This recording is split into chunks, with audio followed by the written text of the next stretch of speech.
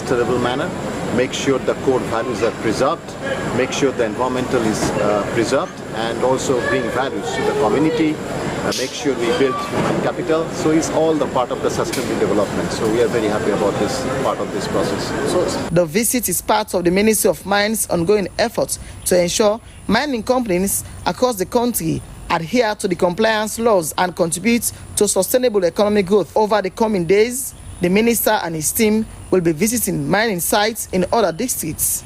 This initiative underscores the government's commitment to fostering transparency, compliance, and responsible mining practices. For SLBC News, Jonathan Turner reporting from Potoloko District.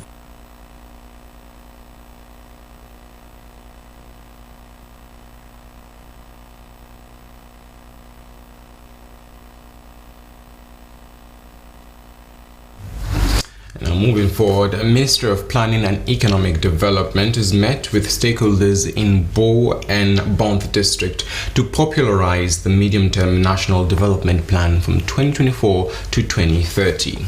Now, during the sessions, residents reiterated their areas of priorities, which includes roads, agriculture, and the construction of health facilities. Our reporter Joseph Toure went along.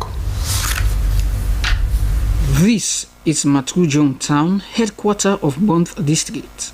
Gathered here were government officials, CSOs, NGOs and other sector heads.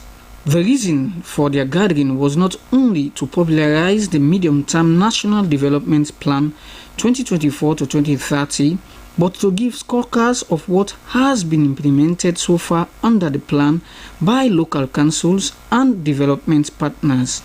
During the District Development Coordination Committee session, Bonth District Councils told the gathering that several culverts have been constructed, schools rehabilitated, and construction of the town hall at the municipality, among others. However, they registered some concerns on limited mobility, late disbursement of funds, and limited accommodation for core staff. Several NGOs operating in the district used the opportunity to showcase successes under the different projects implemented. But what took the center stage of the discussion was the state of the Kenema Matrujon Road. There are so many amenities which Bonth district lack. We do not have enough. So we are pleading with you to please incorporate Bonth district holistically and not partially in your development plan. In Bo District, residents were taken through the 5 pillars of the current plan, which agriculture is key. They registered commitment to popularize the plan even at chiefdom levels and appealed for more investment in the district. We captured so many priorities. We captured land, for example, access to funds for implementation of agricultural activities. Because if you don't have funds, if you don't have access to the fund, even if you want to do mechanized farming, you might not be able to go about it.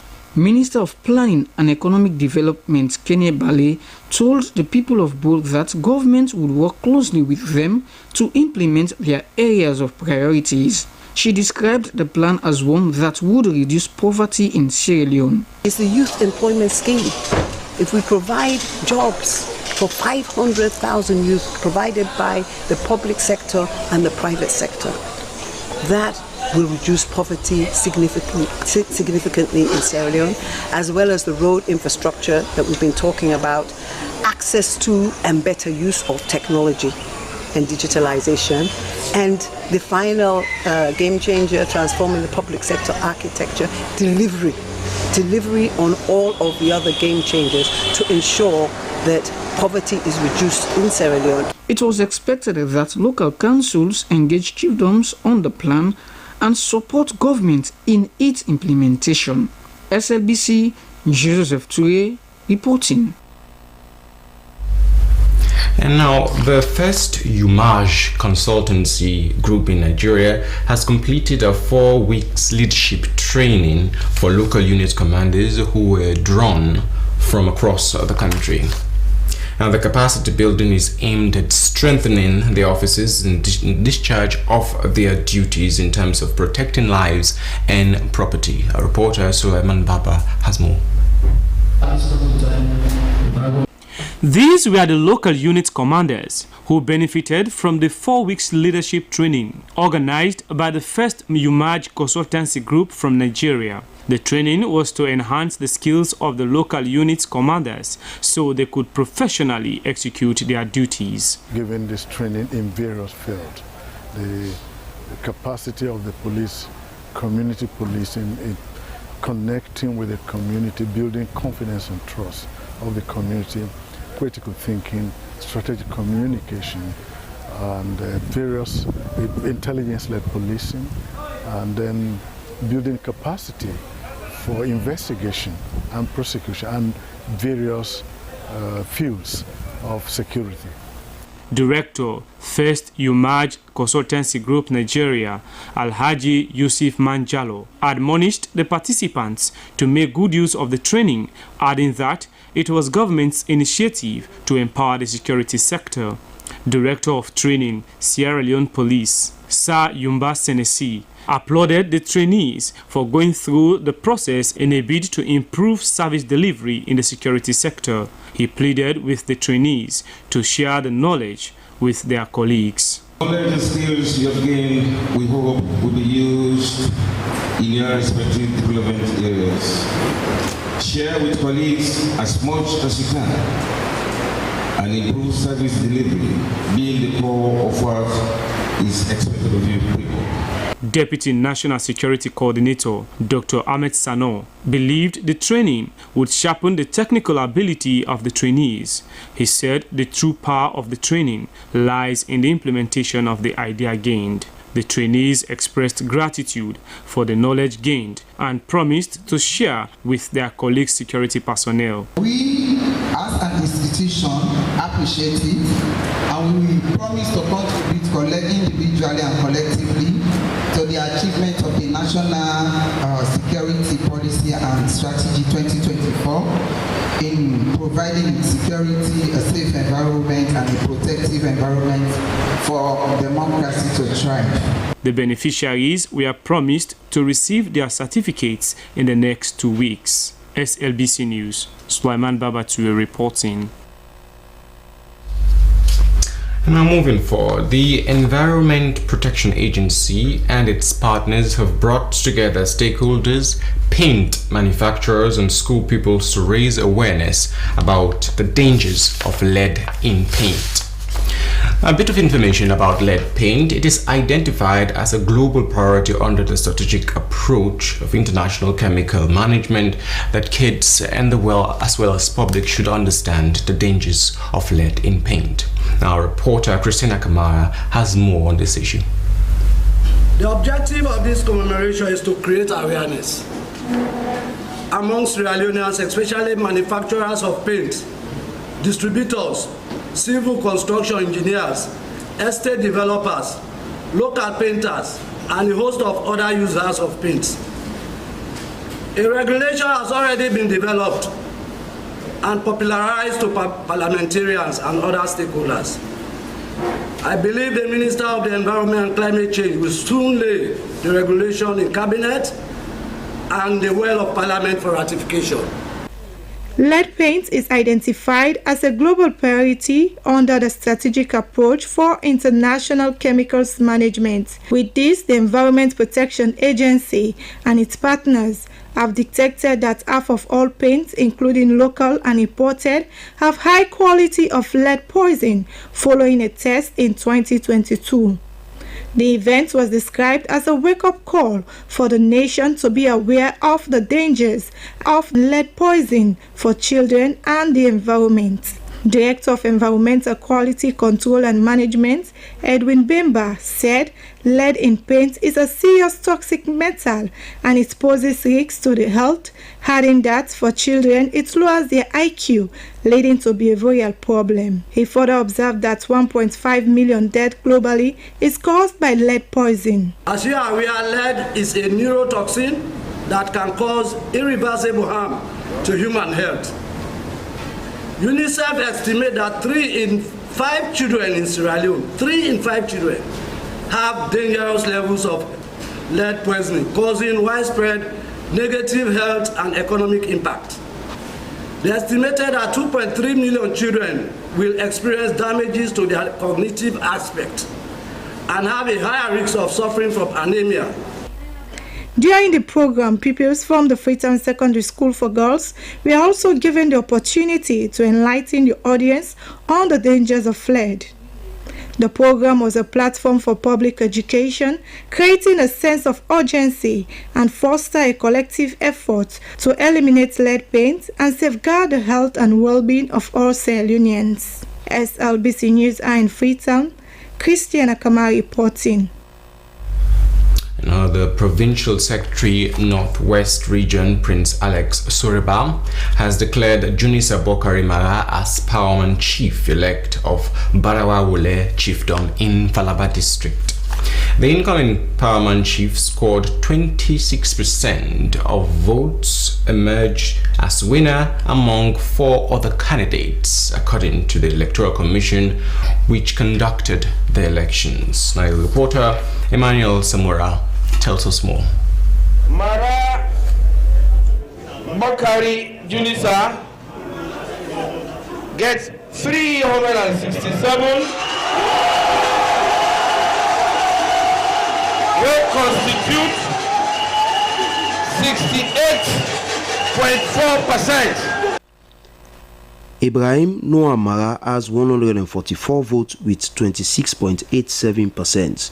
Shekulai Mara has 10 votes with 1.87%. Ali Sayo Mara has 8 votes with 1.49%. Donki Mara has 3 votes with 0.56%. Sori Kankamba Mara got 3 votes with 0.56%. And Kema Mara got 1 vote with 0.18%. Based on the votes each of the 7 candidates got, the Provincial Secretary of the Northwestern Region, Prince Alex Soriba, then announced Junisa Bokari Mara as Paramount Chief-elect of Barawa Wole Chiefdom, Falaba District. I want to say, this election this year, 2024, for the vacant position of Paramount Chief Barawa Wole, Junisa Bokari Mara has been declared Paramount Chief-elect. 4-hour town, which is the chiefdom headquarter town of Barawa Wole Chiefdom, burst into celebration and some were in tears, which tells the anxiousness of the people to get someone they could call their leader. Junisa Bokari Mara was said to be the youngest among the 7 candidates and the eldest son of the deceased Paramount Chief of Barawa Wole Chiefdom, who passed away few months after his ascension to the throne as Paramount Chief of the said chiefdom. A total of 623 tribal authorities' names were published as eligible voters, but only 543 people casted their votes, of which 536 votes were said to be valid and 7 of the votes were said to be invalid votes cast. The over 5 hours voting process took place in the presence of the assessor chiefs, the candidates, chiefdom authorities, agents of the different candidates, among others. Emmanuel Samura, SLBC. Uptown Bar and Colatri, Calabar Town, used to be some of the most deprived communities in the east of Freetown, particularly access to education.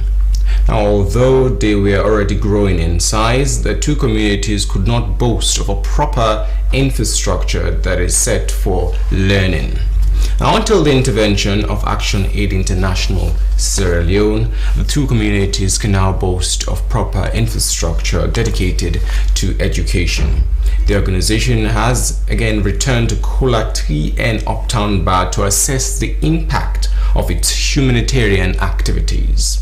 Our intern reporter Suzanette Bassi has the story, which was read by Cecilia Sise.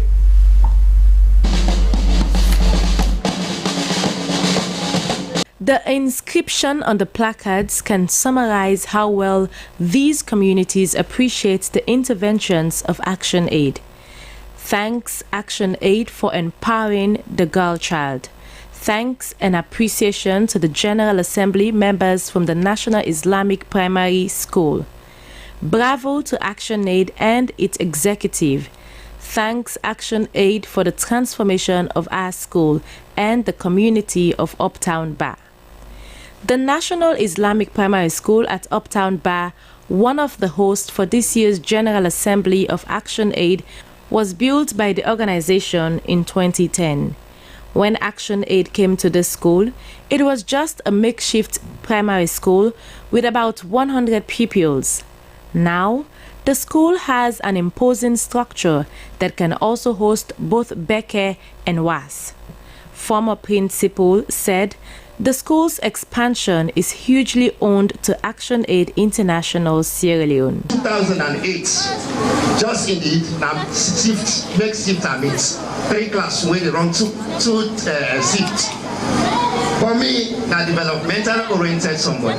The Community Education Development Junior Secondary School was called the Tarpaulin and later Foul Foot School before the intervention of ActionAid, according to its principal, Alfred Benjamin Kanu. The organization came and built both primary and secondary schools plus an administrative building. Sierra is one of those who benefited most from this intervention. I don't be a beneficiary.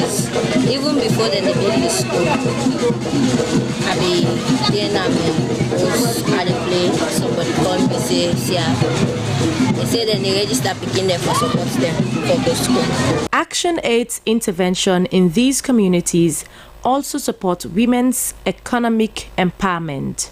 Women's leader Sarah Samora said the organization's support has helped drive out poverty of their communities. Although there were still calls for more support, Executive Director of ActionAid Fode Basisware and his board members were seemingly satisfied with the progress in these communities, thanks to their support some 15 years ago. We have a long-term relationship with these communities. And one thing I want to say as an organization, we do not have all the resources to address all the issues, the needs in these communities. That's why part of our programs, we use service delivery as an entry point.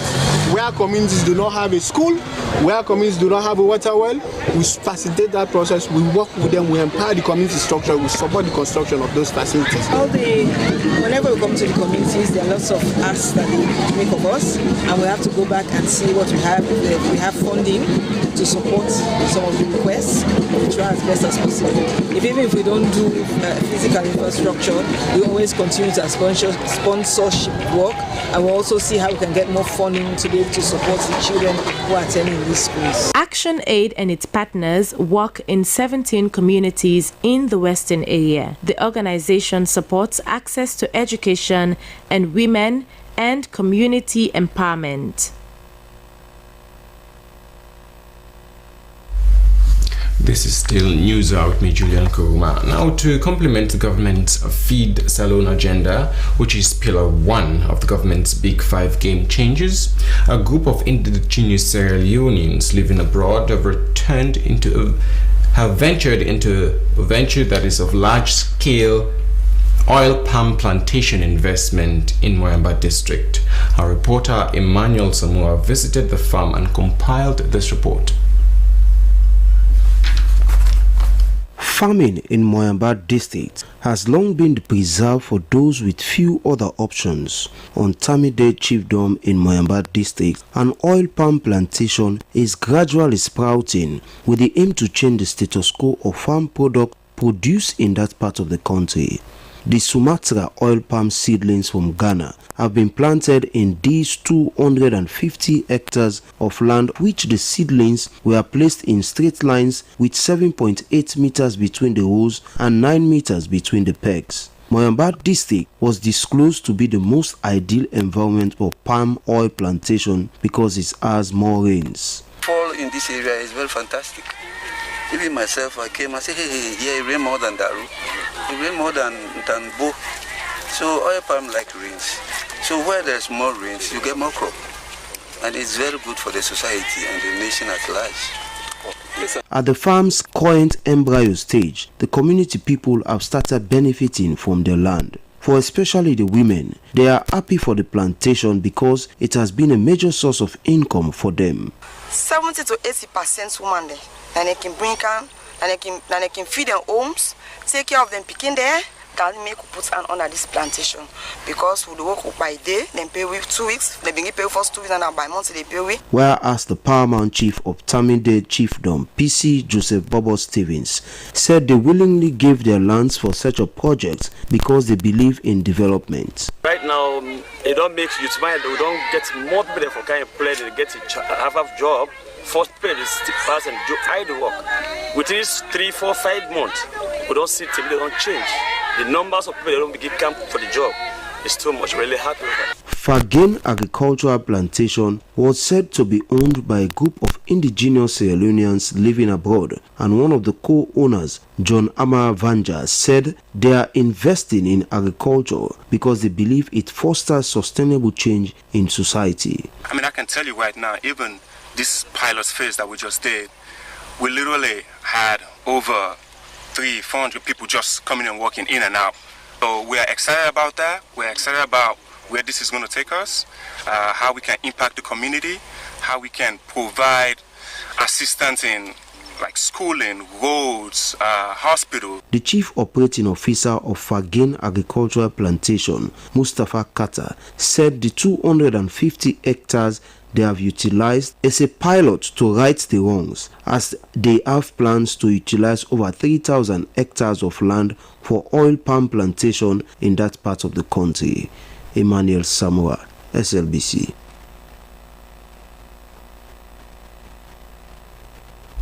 The Female Parliamentary Caucus has held its orientation session under its so-called Mentors and Mentees program for mentees in Freetown.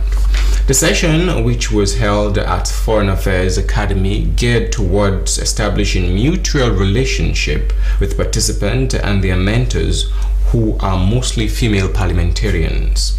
The program, which is under UNDP, seeks to provide mentorship to empower female into leadership positions. Dennis Fraser has more. At the moment, we have members of parliament in this present 6 parliaments who are 26, 27 years of age. What makes you think you can be a member of parliament? The Mentors and Mentees session, which is targeting female youths, is intending to train about 12 mentees in Freetown and in other parts of the country. The goal is to instill in them confidence, foresight, and practical experiences that will lead up to a future where women could take the driving seat in leadership roles and for a transformative future. According to the president of the Female Parliamentary Caucus, Honorable Boyata Bernadette Songa, the significance of the Leadership Mentorship Program is to identify leadership potentials of young girls and to groom them to be inspiring leaders who will in turn shape the future. Honorable Songa also used a remarkable journey to success, which according to her could stand as a shining example to inspire young women. A nurse practitioner, and then a public health nurse, and then eventually I became a member of parliament. But yeah, it's all just been a journey.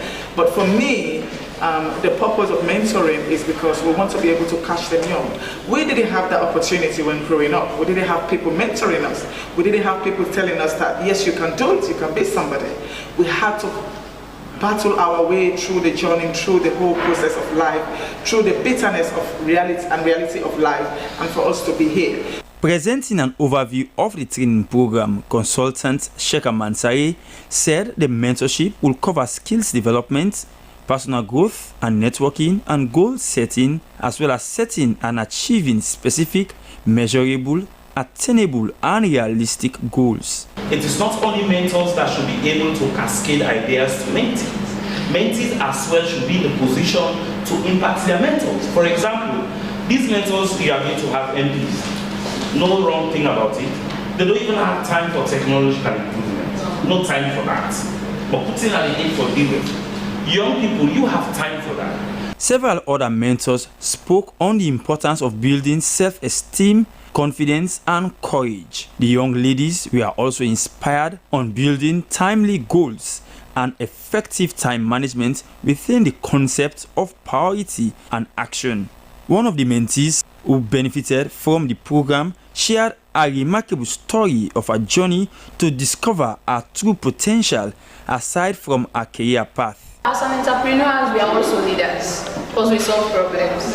And by doing that, I have been engaged in a lot of activities lately, which are some things that will help me to build my leadership skill. Through the mentorship program, the leadership of the Female Parliamentary Caucus is developing the capabilities of the next generation as women leaders. SLBC, Dennis Fraser reporting. And now we make our move to the international news.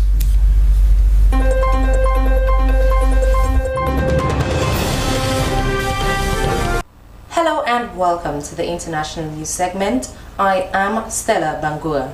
Commonwealth nations have made history by adopting their inaugural Ocean Declaration at a summit in Samoa, the first to be held in the Pacific island nation. The Apia Ocean Declaration was unveiled at the conclusion of the 27th Commonwealth Heads of State meeting. It urges all 56 Commonwealth nations to safeguard the ocean against serious challenges such as climate change, pollution, and overexploitation.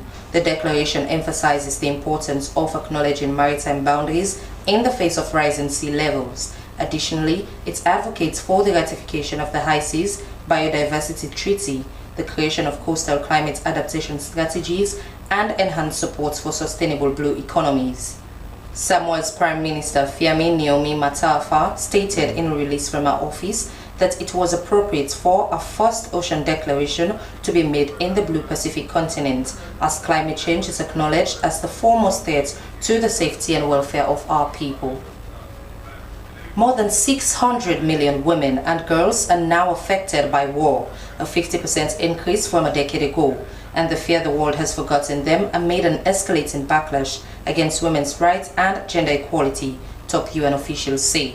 UN Secretary General Antonio Guterres said in a report that amid record levels of armed conflict and violence, progress over the decades for women is vanishing, and generational gains in women's rights hang in the balance around the world. The UN chief was assessing the state of a Security Council resolution adopted on October 31, 2000 that demanded equal participation for women in peace negotiations, a goal that remains as distant as gender equality. Guterres said current data and findings show that the transformative potential of women's leadership and inclusion in the pursuit of peace is being undercut, with power and decision-making on peace and security matters overwhelmingly in the hands of men. The $1.8 billion IMF aid program secured in 2023 is currently frozen.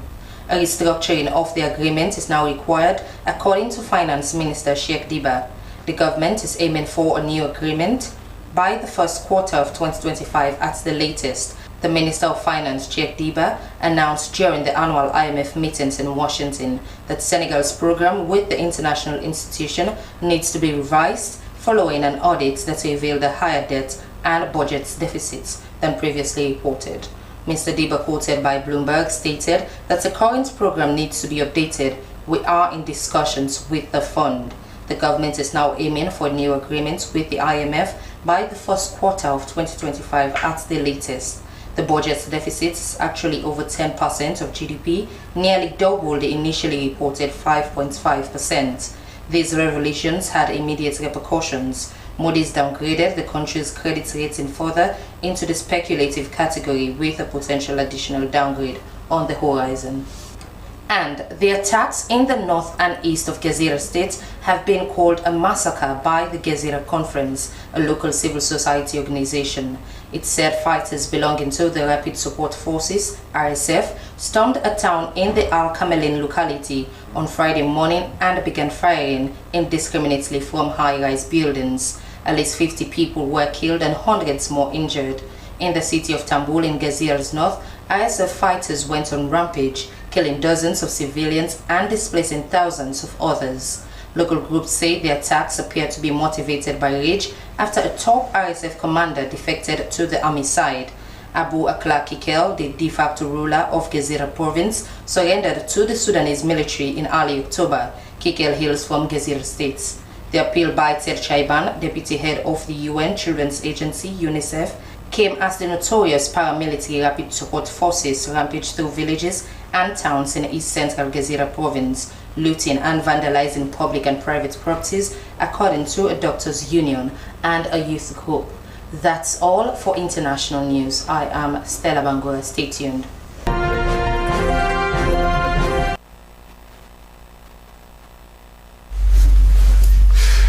And moving forward from our international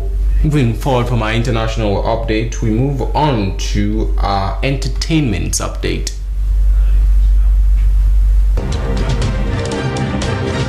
Welcome to the entertainment news. I am yours truly, Mariatu Dukono. In today's headlines, Da Sintra, who is a musician who has taken a long time in the music industry, has just released a banger featuring Drizzly.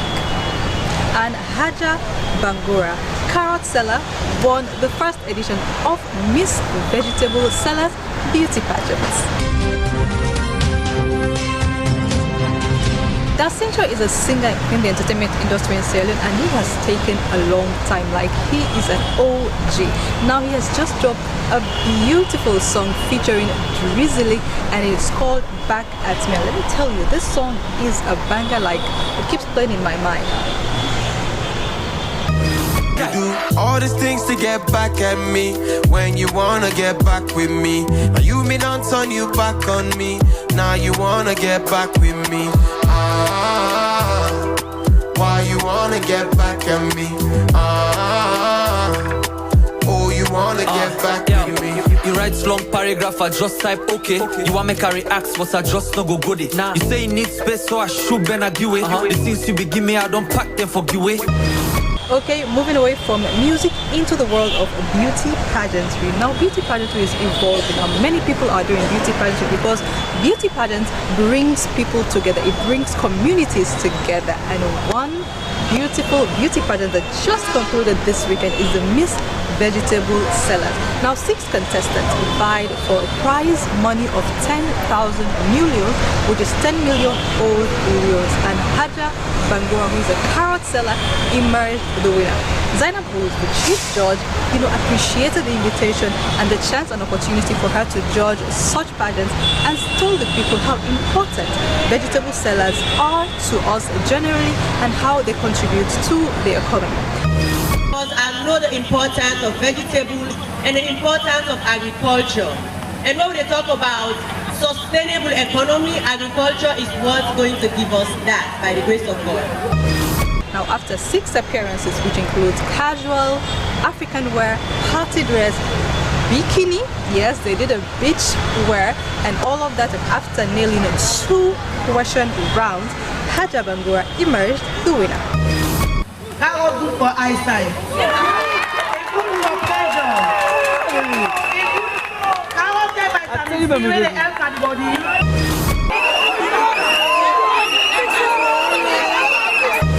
All right, congratulations to Haja, and it's so exciting to see different communities partaking in beauty pageantry so that they could build their self-esteem and self-confidence, and just people coming together and having a good time. Well, that's all we have in today's entertainment news. Hope you enjoyed it as much as I presented it to you. I have been yours truly, Mariatu Dukono. Until next time, see you.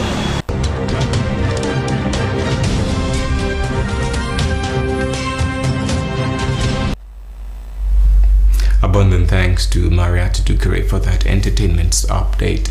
Now let's move on to our business update.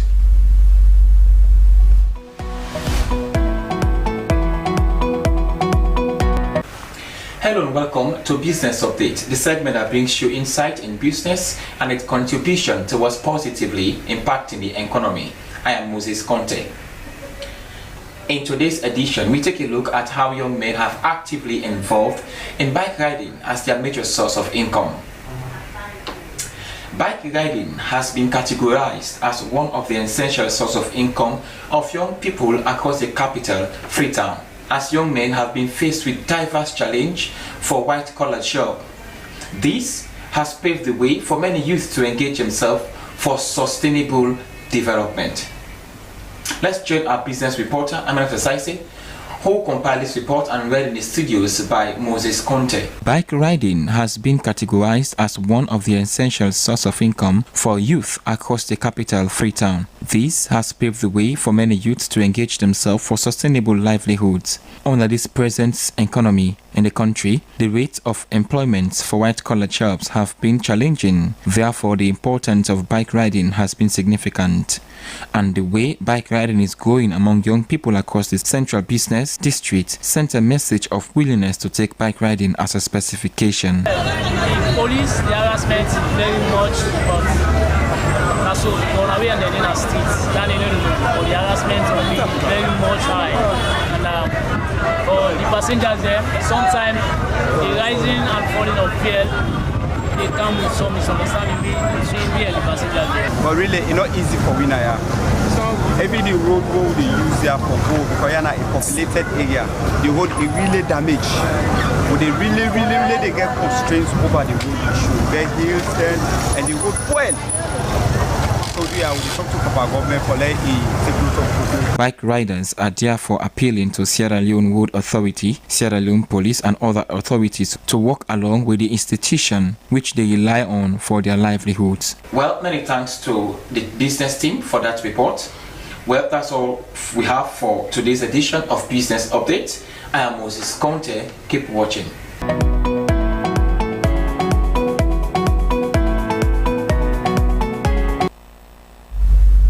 And now to close it up, some info for our sport-loving fans.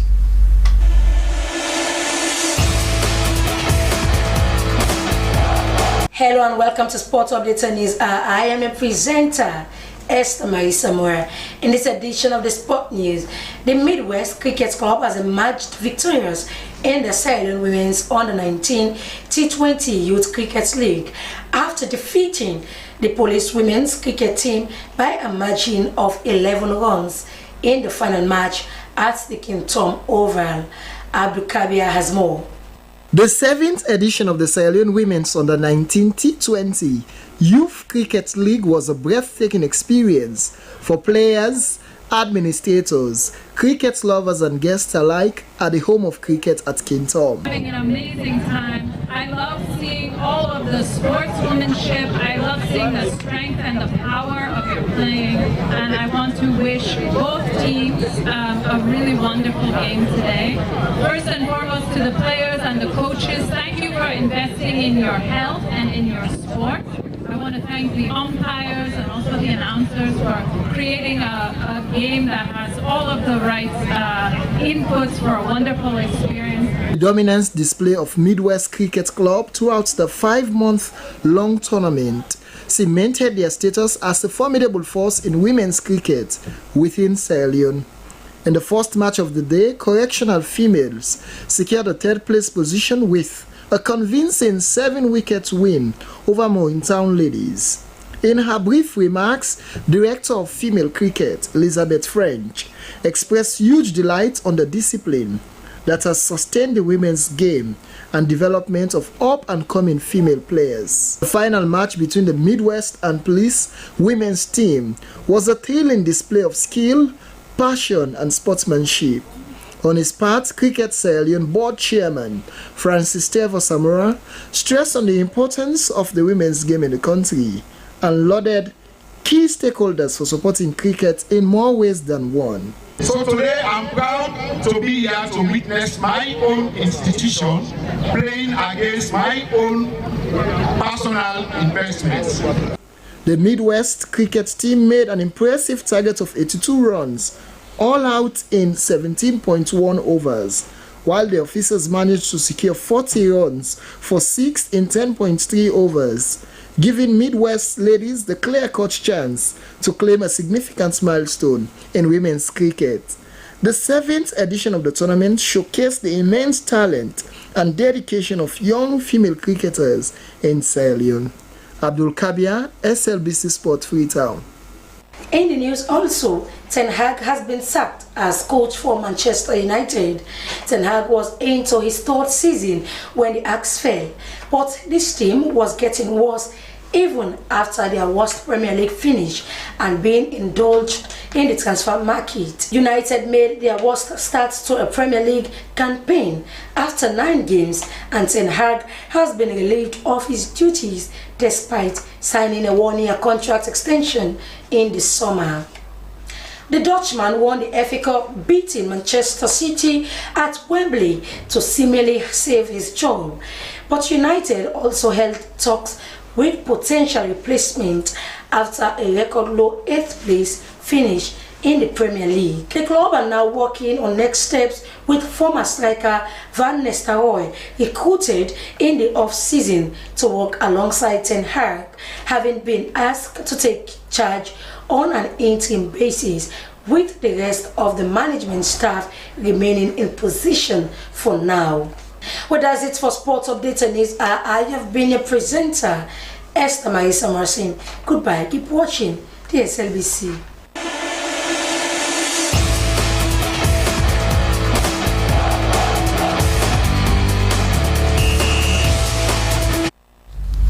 And this is where news comes to a close. But before we go, a reminder of our top stories. The Vice President has told staff of the residual special court for Sierra Leone that government was committed to invest resources to transform the Peace Museum to a first-class infrastructure.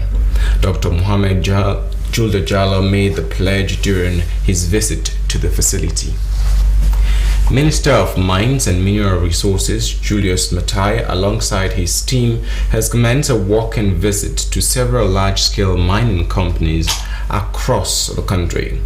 The visit aimed at assessing companies' compliance with the mining laws and engage directly with industry leaders on progress in the sector. And lastly, the first UMAJ Consultancy Group Nigeria has completed a 4-week leadership training for local unit commanders in Sierra Leone. And that brings this edition of News Hour to a close, but thanks to you for tuning in to SLBC. I have been Julian Kuroma. Goodbye and have a wonderful Tuesday.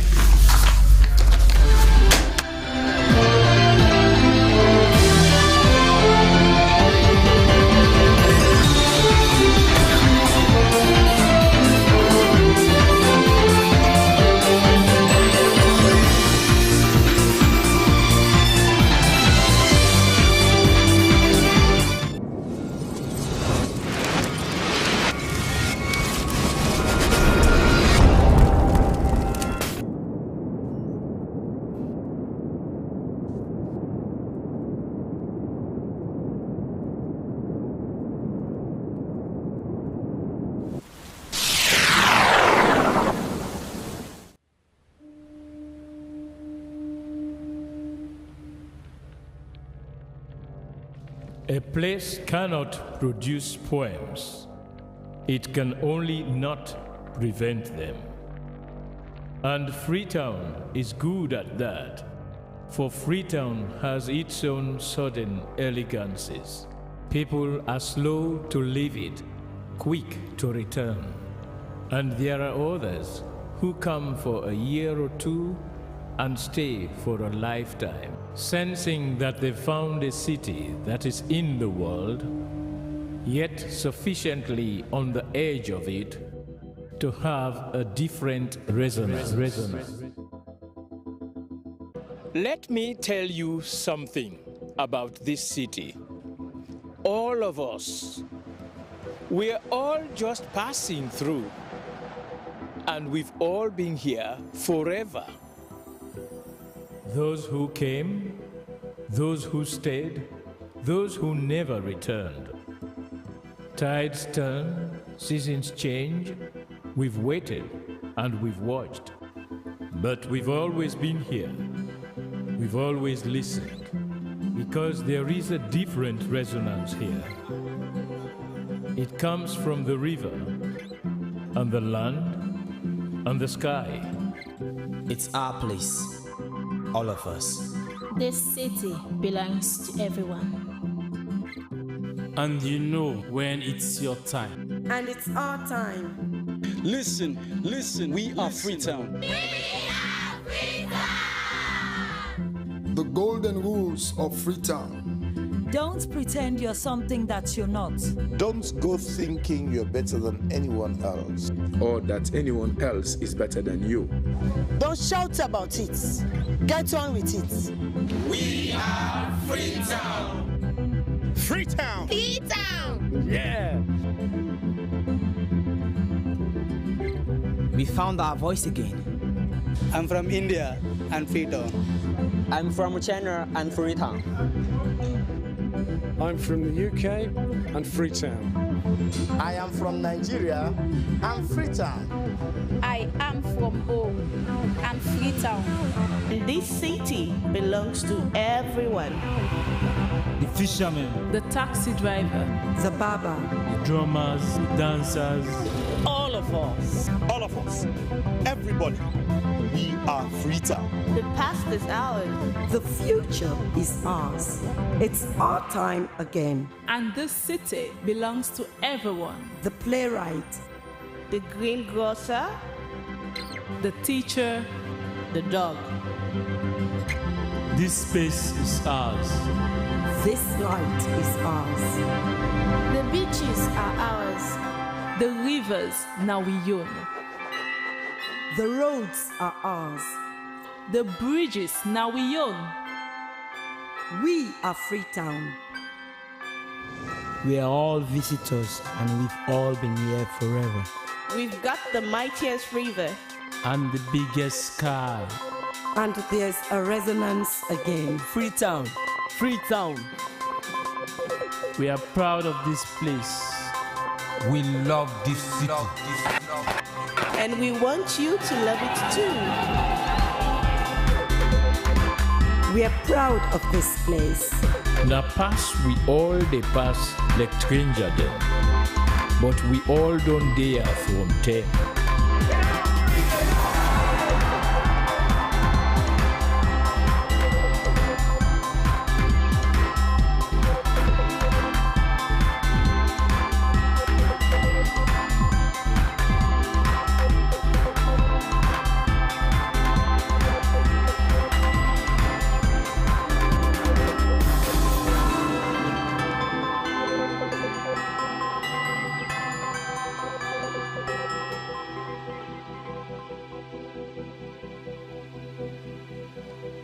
Come here, and you'll feel it, that end of the line sense of freedom.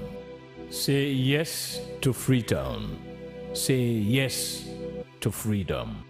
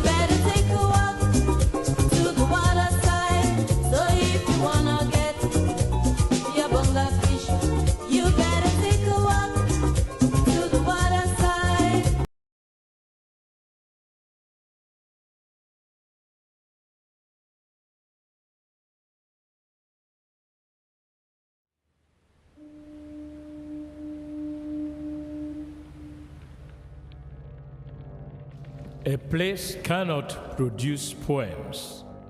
It can only not prevent them. And Freetown is good at that, for Freetown has its own sudden elegances. People are slow to leave it, quick to return.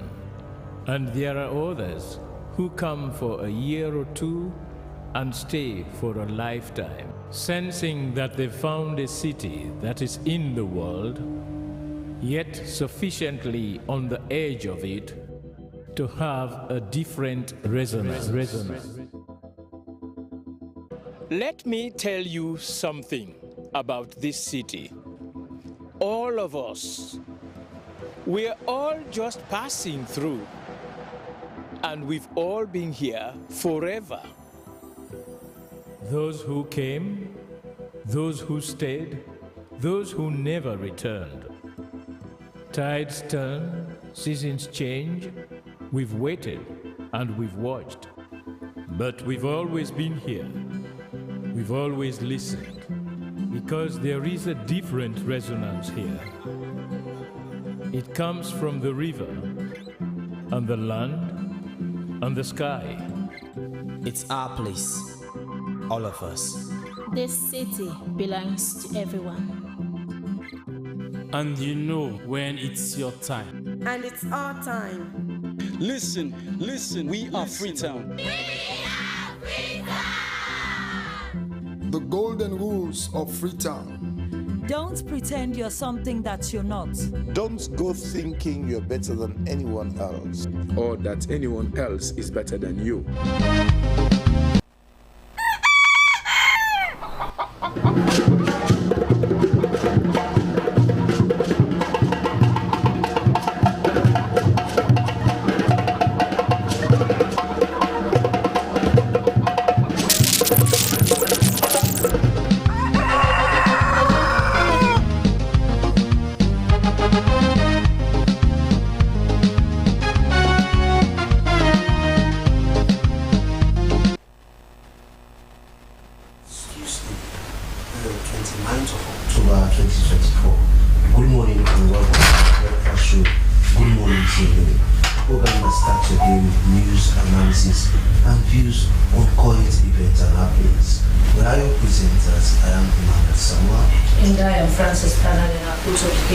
Is an African proverb, and it says, the hand that make mistake belong to those who walk.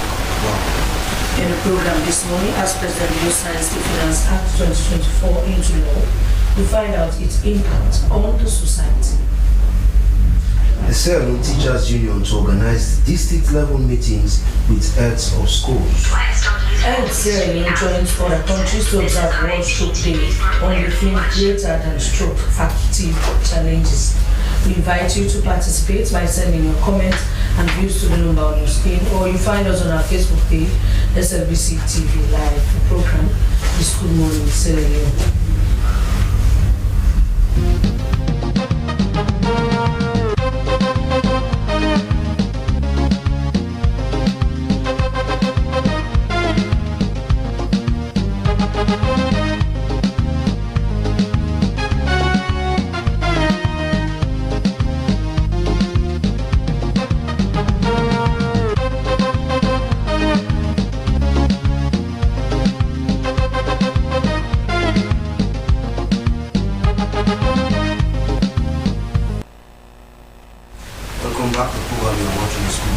Live on the Sierra Leone Broadcasting Corporation, where we start the discussion proper to our first headline story here. President Julius Maada has signed the Finance Act 2024 into law. The new bill passed by Parliament is supposed to help boost government revenue. Many Sierra Leoneans have raised concern that the Finance Act will be a burden as a result of the increase in tax of some essential commodities like a staple food rice has now increased from 5% to 10%. The main tax measures include an increase in the withholding tax rate from 10% to 20%, reduce a minimum alternate tax turnover from 3% to 2%, and a change in GST registration threshold to 5 among others. The Budget Advocacy Network Bank Policy Analyst Abubakar Tawali is with us in the studio for us to talk more on this particular act that has been signed by the President. Good morning, Abubakar, and welcome to you. Thank you, Emmanuel. The question here, we are looking at the impact or the significance of this particular law that has been signed by the President, because since he appended his signature, there has been this huge public outcry by the public. But the government said the particular act will enable them to mobilize revenue. Why is the public now crying that it is a disadvantage to them? Okay, so I'm looking at it from the impact point of view. Yes, you just mentioned the impact of this 2024 Finance Act is on revenue mobilization. So maybe we will talk about the second impact, how it affects the citizen. So first of all, I want to make it clear that it is not a new Finance Act. The 2024 Finance Act has been in use since November last year, and so it is only now that the President has signed it. So but the proposals in that Finance Act have been very clear from the day one, since we've been making our opinion known about this issue, especially when it has to do with rise importation levy of 5%. With a proposal to increase that tax to 10% in the coming year. You see, the government should not afford to increase a levy on rice importation without an alternative, production of our domestic food. Because the essence of you levying a tax on importation of rice is for you to reduce the imports and to support homegrown, productivity of our produce. So you have to look at it from the point of view of affordability. When you put a tax on rice importation, the purchasing power of many citizens will be reduced and it will lead to starvation. And when you look at the domestic production, how much of our local produce are available and citizens can afford to buy. So you have to allow a window for some of these imports to occur. Yes, we know at some high level there have been analysis of how much it costs the government of Sierra Leone to import rice almost on a yearly basis. But you have to look at it from a win-win proposition, whereby which way is best for you to make the rice, the purchasing power of the citizen less, or for you to improve local production. And when you now have abundance of this local produce, you can now come and impose a levy on rice importation, so that you not allow a certain class of citizens to starve or to go beyond without having food in their homes. So, but on the impact of revenue, we all know that year in, year out, the government has been preparing a deficit budget. A deficit budget tells you that the revenue that we are raising as a country is not sufficient to finance the development program that we have. And you cannot rely on donor support, because they might come, they might not come.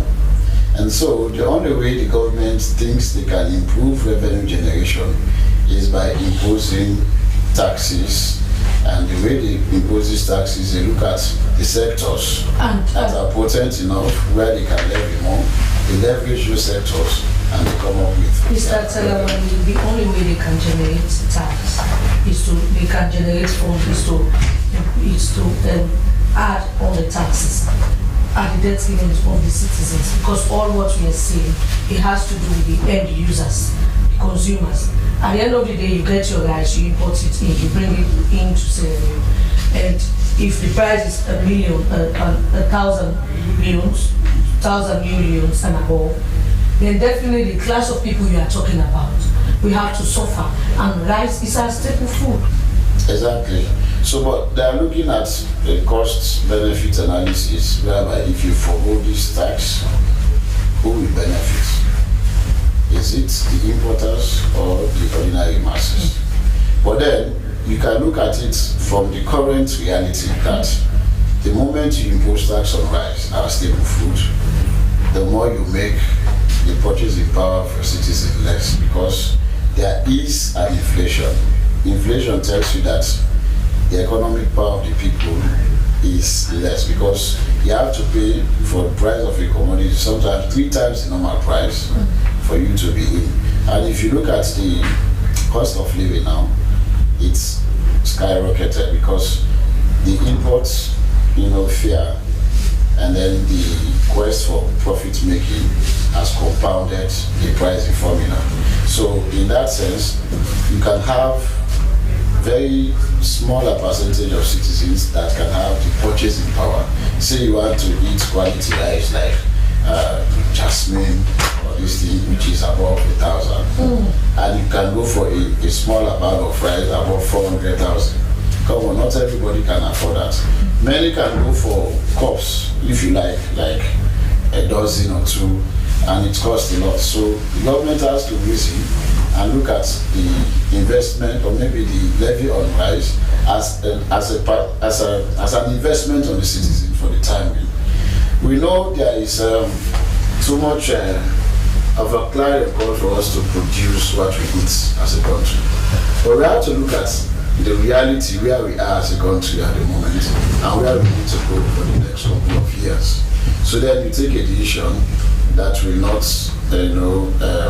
jeopardize the very survival of your citizens. But Mr. Tarawali, are we as a nation really ready to produce what we eat? Are we ready? Well, let's talk about the government. We talk about the citizens as a whole. Because if we want to grow what we eat, and at this pace that we are going, I'm not sure we are ready. And if we are not ready, at the end of the day, the citizens will continue to struggle because they cannot afford. Now, a small bag of rice is above 500,000 euros. It's above that, and if you have the layman who cannot afford even a single meal a day, and you want them to afford that, then it's a concern. It's a concern, yes, but the government again can tell you that without revenue, they will not run development programs. And the reason we are in this situation, let's don't lose sight of the fact that a huge percentage of our domestic revenue goes to debt servicing. And so, if debt servicing has carved out resources, and then the government program needs to go on, you have to, for instance, have to pay salaries of workers, the police, the teachers, and all of that. The only way they can rely on for resources is through taxation. So that is why, if you look at the 2024 Finance Act, they try to remedy certain, provisions they've made in the past years. For instance, there was zero tax on iron rod, and they thought that was an incentive to the business or the citizens for them to be able to afford to pay for iron rods. But over the time, the prices of iron rod keep going up, and so the government can no longer continue to take a tax cut on that front. Instead, they decide to collect the tax and use it for development program, and they forgo their revenue. So if you look at the minimum alternate tax, there have been a number of businesses that have been turning in a loss statement at the end of the day, meaning they've not invested. But if you exist for over 5-10 years and you keep turning in a lossy statement, it means that the government at no point in time will be able to tax you to pay, you understand, as a result of your existence. Why should they exist if they are not? It's fine. So at least from the 3% to 2% makes it kind of, it gives that leverage. So if you look at the incentive again on fear, when we used to, that was to boost domestic tourism. When you plane lands in our country, they say when you have to refuel, you don't pay tax. But over the time, does that improve tourism? No. So the government decided now to recalibrate the agenda into revenue generation. So when you look at the 2024 theme, it is revenue generation. And so they tax the government, revenue generating entities to come up with proposals. And the Finance Act is just to give that mandate, that legal authority for them to be able to collect the revenue on behalf of the government. But when it comes to rice, it's a different ball game, because the citizens are saying it is our staple food. So Abubakar, the question is because you guys, Budget Advocacy Network, you are privy to the budgets of different other countries, and you've been romancing the Sierra Leone budget for over the years. And now you see governments now putting, increasing tax on our commodities. These are staple food, which is rice and other agricultural products, and those other sectors. So is it prudent for government to, increase it in this particular sector we talk about? These are staple food, rice, and why not just stop it to the wood and the other sectors? Whether the issue is far gone now, because this deliberation should have taken place when the Finance Act was being developed. But again, that process was not open to everybody, because when you are developing macroeconomic policies or decisions that will now affect the lives of citizens, their opinion matter, because even resistance can also serve as a hindrance to local revenue generation. So, but what they've been doing over the time, they choose entities that represent the critical mass of society. And so those entities have not been speaking the minds of the citizens that are being affected by these taxes or the policies that the government do come up with at the end of the day. Because it's supposed to have run a test to see whether introducing an import tax levy can serve well for the citizens, looking at the purchasing power, like I said earlier. But then it has been passed, and the president has assented to it. So it's just for us to further appeal to the government that they should not think of increasing an import tax levy on rice, because the proposal was 5% at the initial introduction. By next year, it will be 10%.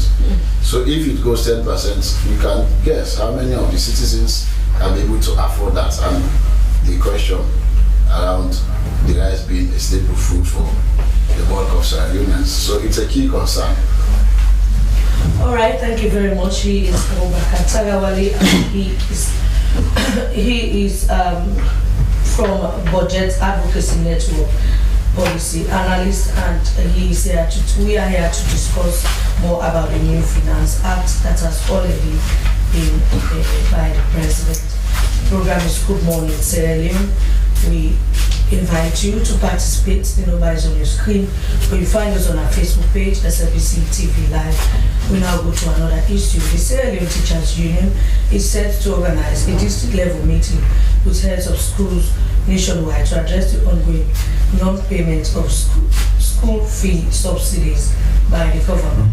In the studios this morning, we have Reverend James Lahai. He is the Acting Secretary General of the SLT. Good morning, Reverend. Welcome to the program. Thank you very much. Good morning. A slight correction. I am not the Acting Secretary General. I am the Acting Deputy Secretary General. All right. Thank you very much for that correction.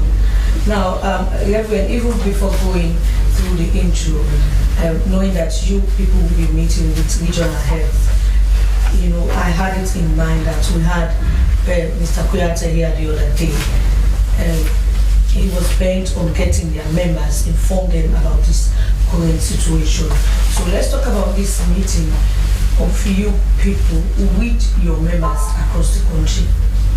It's heads of schools. This is going to be a meeting of heads of schools, because the heads of schools are charged with the responsibility to manage the running of schools. And it's government policy that these heads of schools should not take money from parents. In essence, there should be no school fees. And the purpose of school fees is for the school administration to run the schools. Government has taken the onus to pay on behalf of pupils, but then government is not paying. And so if government is not paying and government is expecting schools to run, then something is wrong. And what has been happening is school heads have been going the extra mile to ensure that the school system does not collapse. But it is now becoming challenging. And noting that if they venture to take money from parents, that's against the policy of the education system and will be called payments to be punished. We don't want our members to go through that ordeal of being punished for doing the wrong thing for the right cause. If government has taken the onus to be paid school fees subsidies, which is made to help run the schools, then those payments must be made before the opening of schools or at the commencement of each school term. Failure to do that is creating challenges. That is why we have called this meeting to be held tomorrow. And we've called this meeting because we have exhausted every effort for government to know that they are creating problems for the smooth running of schools. Okay, so Reverend, we know the agenda is is the school the late payment of school fee subsidies by government. But what other things will you be discussing? Because for parents, we are concerned that at the end of the day, well, I don't want to put words into your mouth. What? I will refuse to swallow them. So anyway, let's talk about what next will be discussed during that meeting. That meeting is solely to discuss about the way forward. Is the media invited? To ensure, of course, it's not a secret society. It's an open meeting. It's a district level meeting of all heads of schools. We're expecting all heads of schools in the districts to converge so that we'll discuss with them. We have a message for each of these meetings. That's why the union is facilitating the meetings in collaboration with the 4 sub-associations of the union. Is the government invited?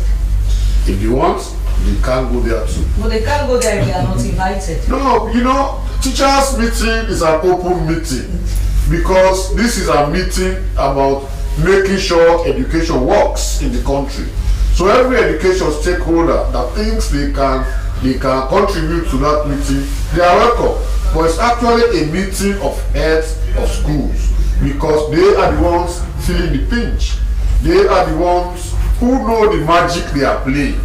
But as a leadership, we don't want them to be vulnerable. We do not want them. When it comes to teachers, people escalate things.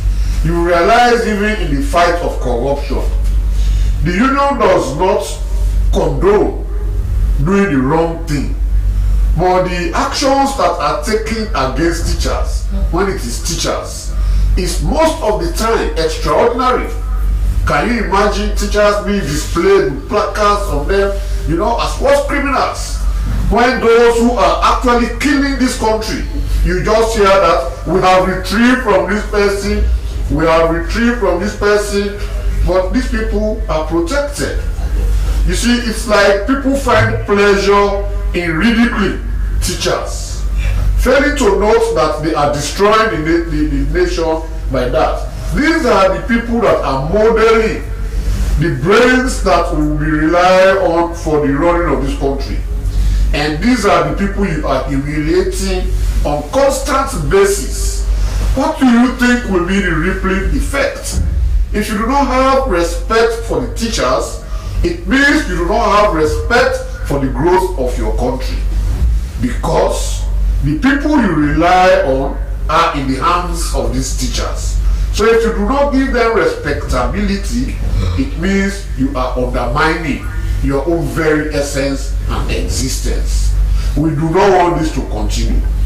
The government has education as its flagship program. Nationally as well as internationally, they are flying the banner of human capital development. We want to help them in that drive.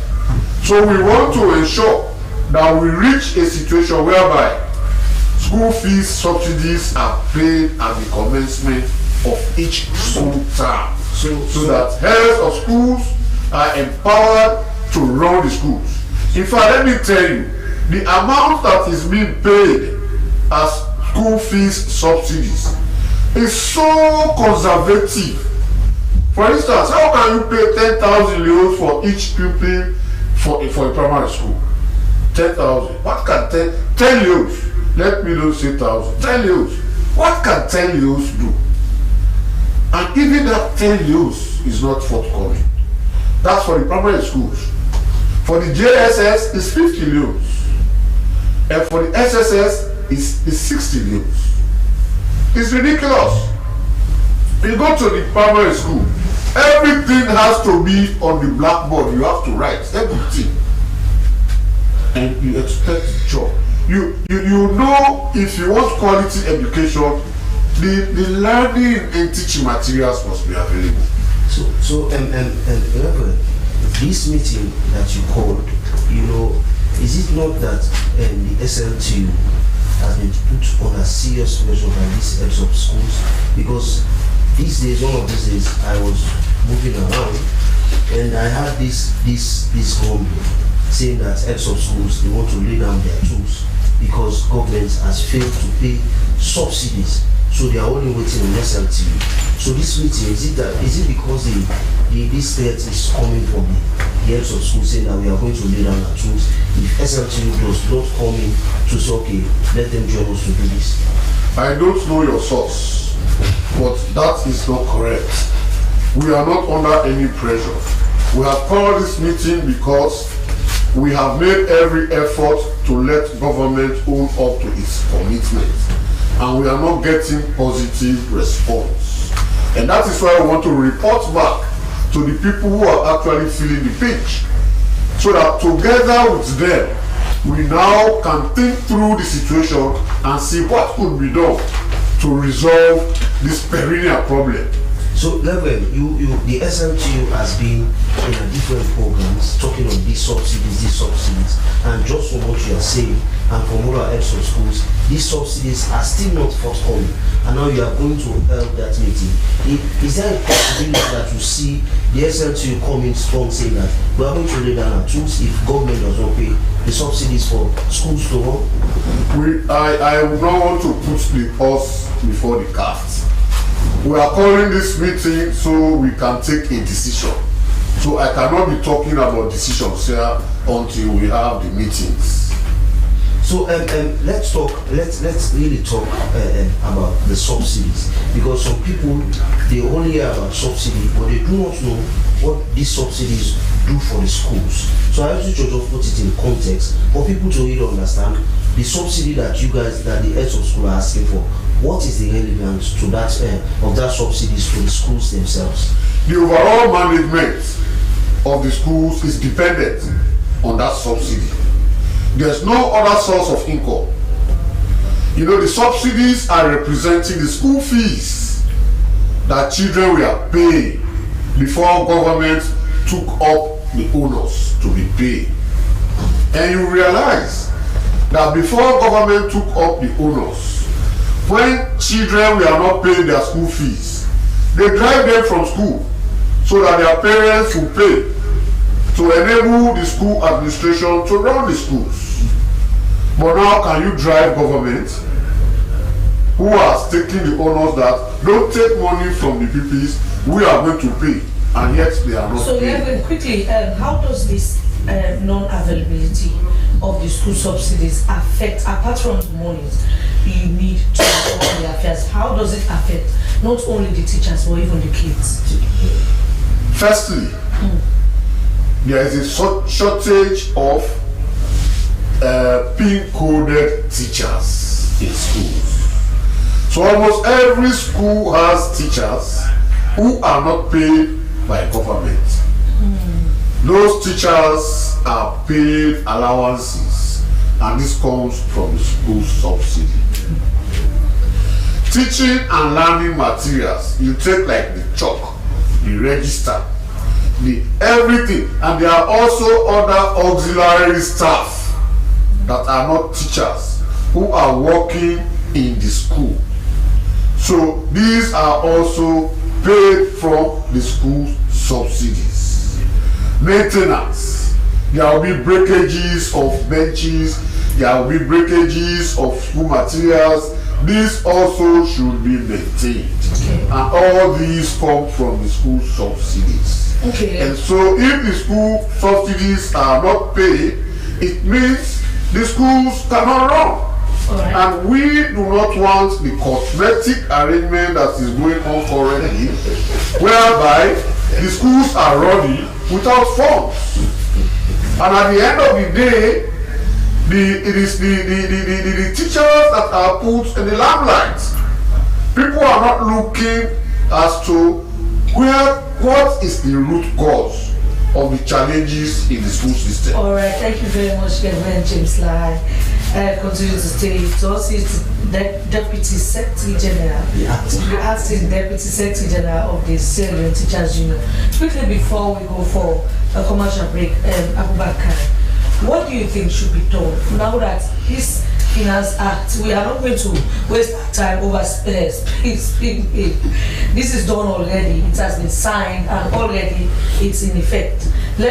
What do you think should be done now so that the end users, consumers, citizens will not really go to bed without food because of this bill?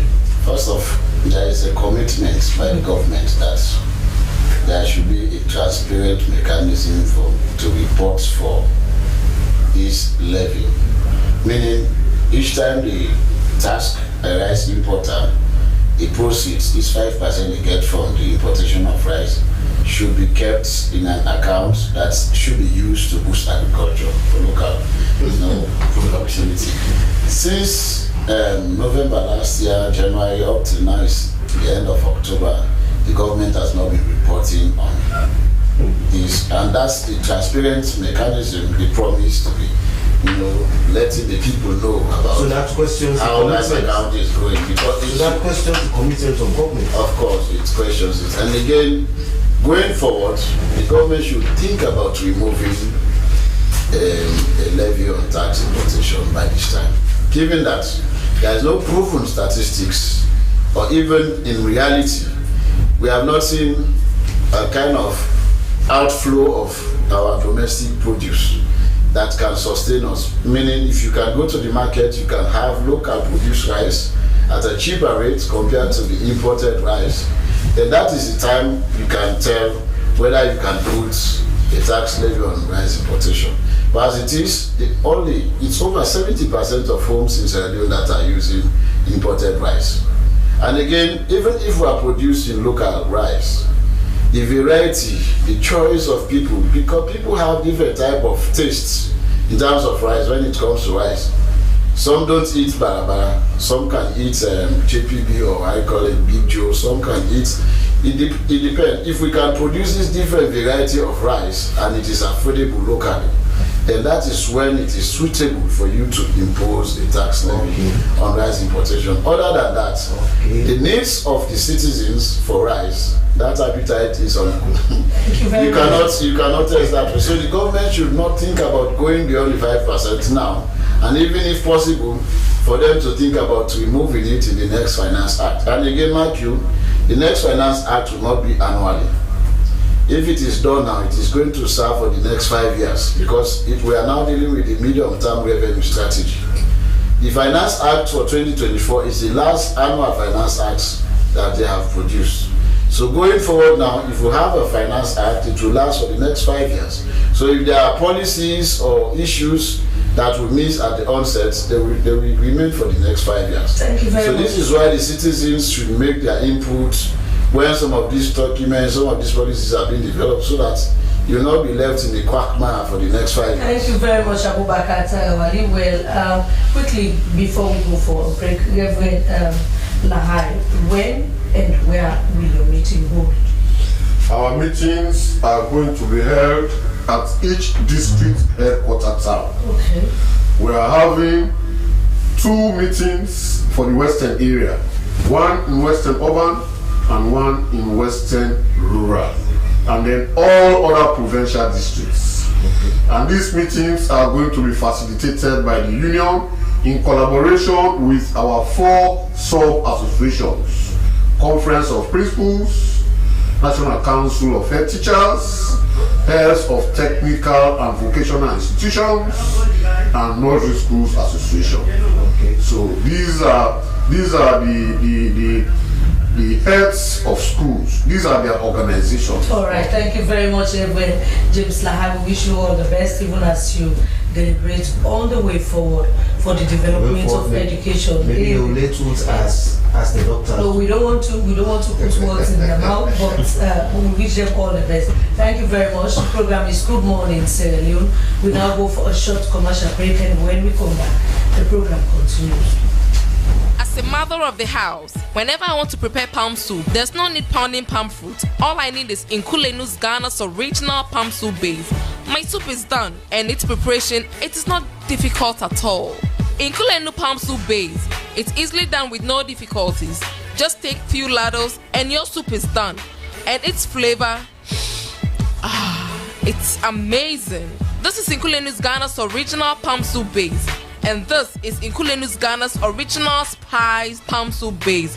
Iron fruit and turkey berries are naturally added. Also available Brown Gold natural cocoa powder, Sunny Gold brown sugar, meat fufu flour, shito, pisa, and moringa.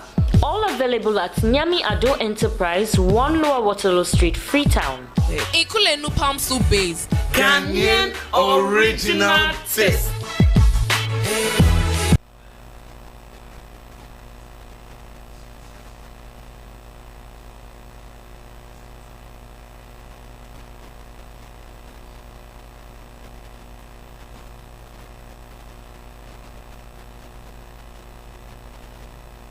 The program is Good Morning Sierra Leone, and we have been discussing issues here in the studios. Earlier on, we had Reverend James Lahai from the Sierra Leone Teachers Union, and we also have Abubakar Taiwali from Budget Advocacy Network.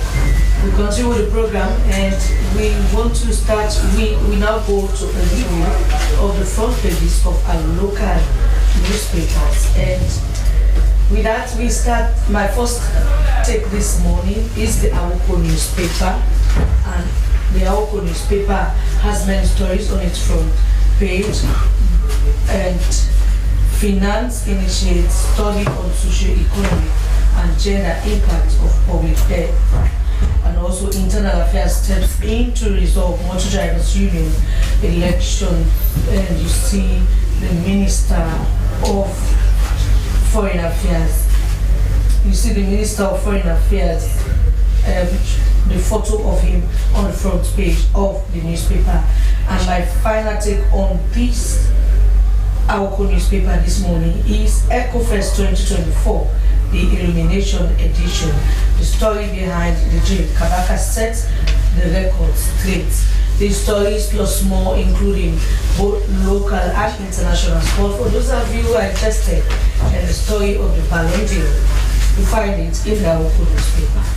And my own first take here is A to Z newspaper, and it opens with a banner headline that Sludge and EU train journalists on environmental reporting, and Bond District embraces medium-term national development plan.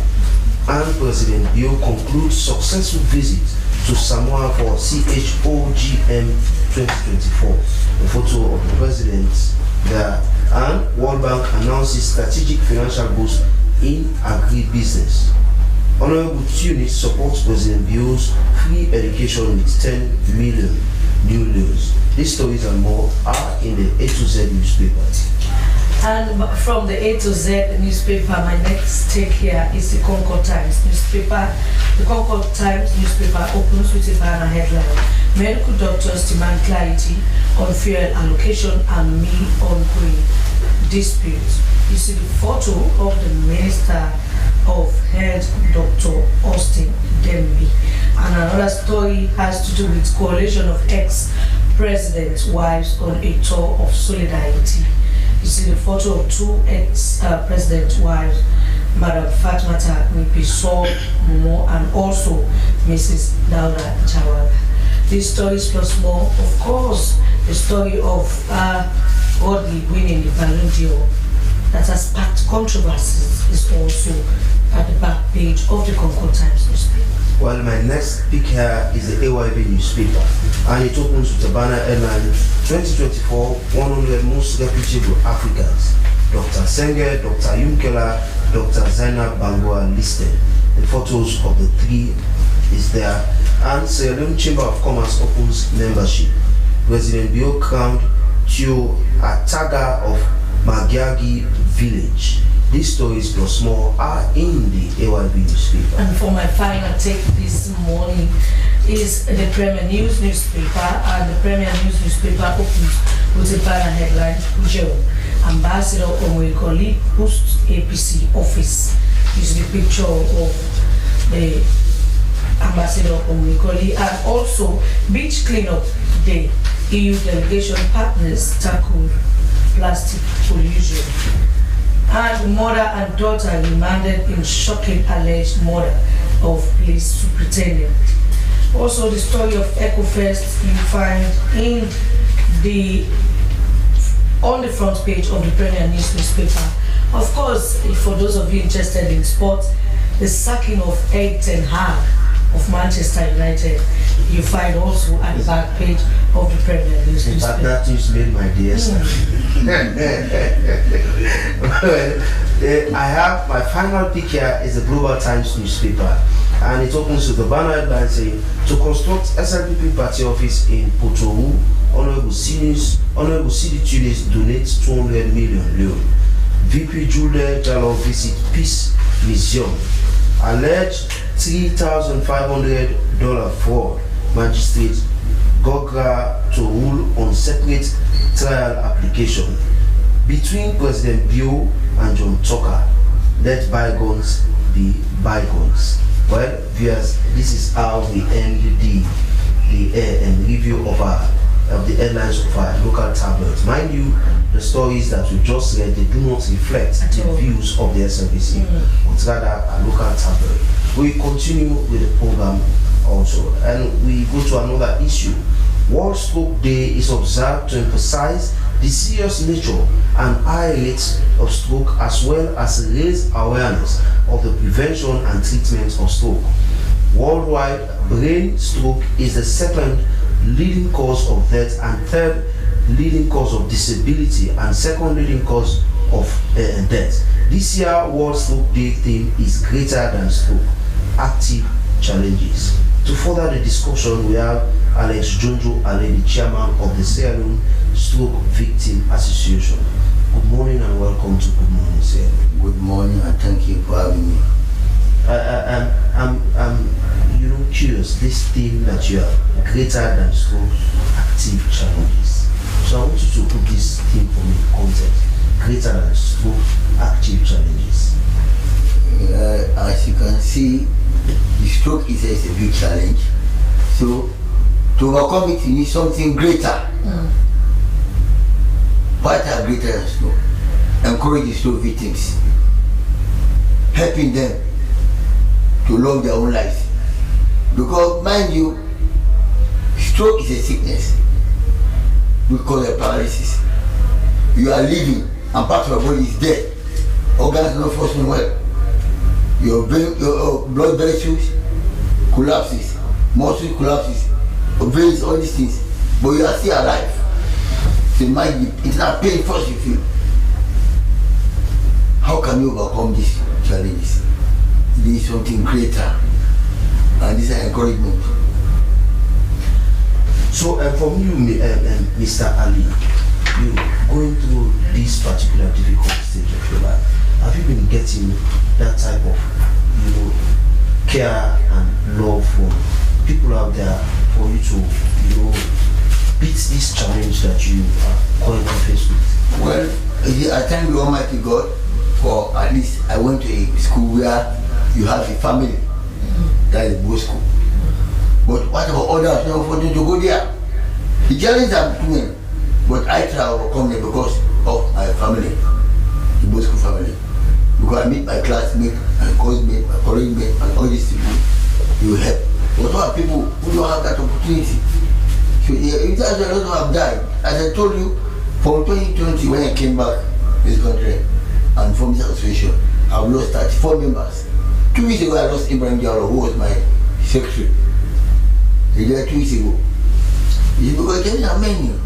Even with your own family members, your own children cannot afford it. Because imagine, I was a teacher when I had this stroke. I was declared fit to teach. Somebody was a tailor, had this stroke, cannot work to achieve money, or gain money. How can you think of his family? People are fishermen, they cannot. How are they living? Then you want, when you have this stroke, you are put on lifetime medication. How can you afford? You have to be an intelligent beggar. Go around, explain your predicament to people who have empathy to share with you. But mind you, people are also struggling with life. Things that go everywhere, people are in need, everybody is in need. So how can you depend on a person or somebody else in need? How can you depend? Mr. Ali,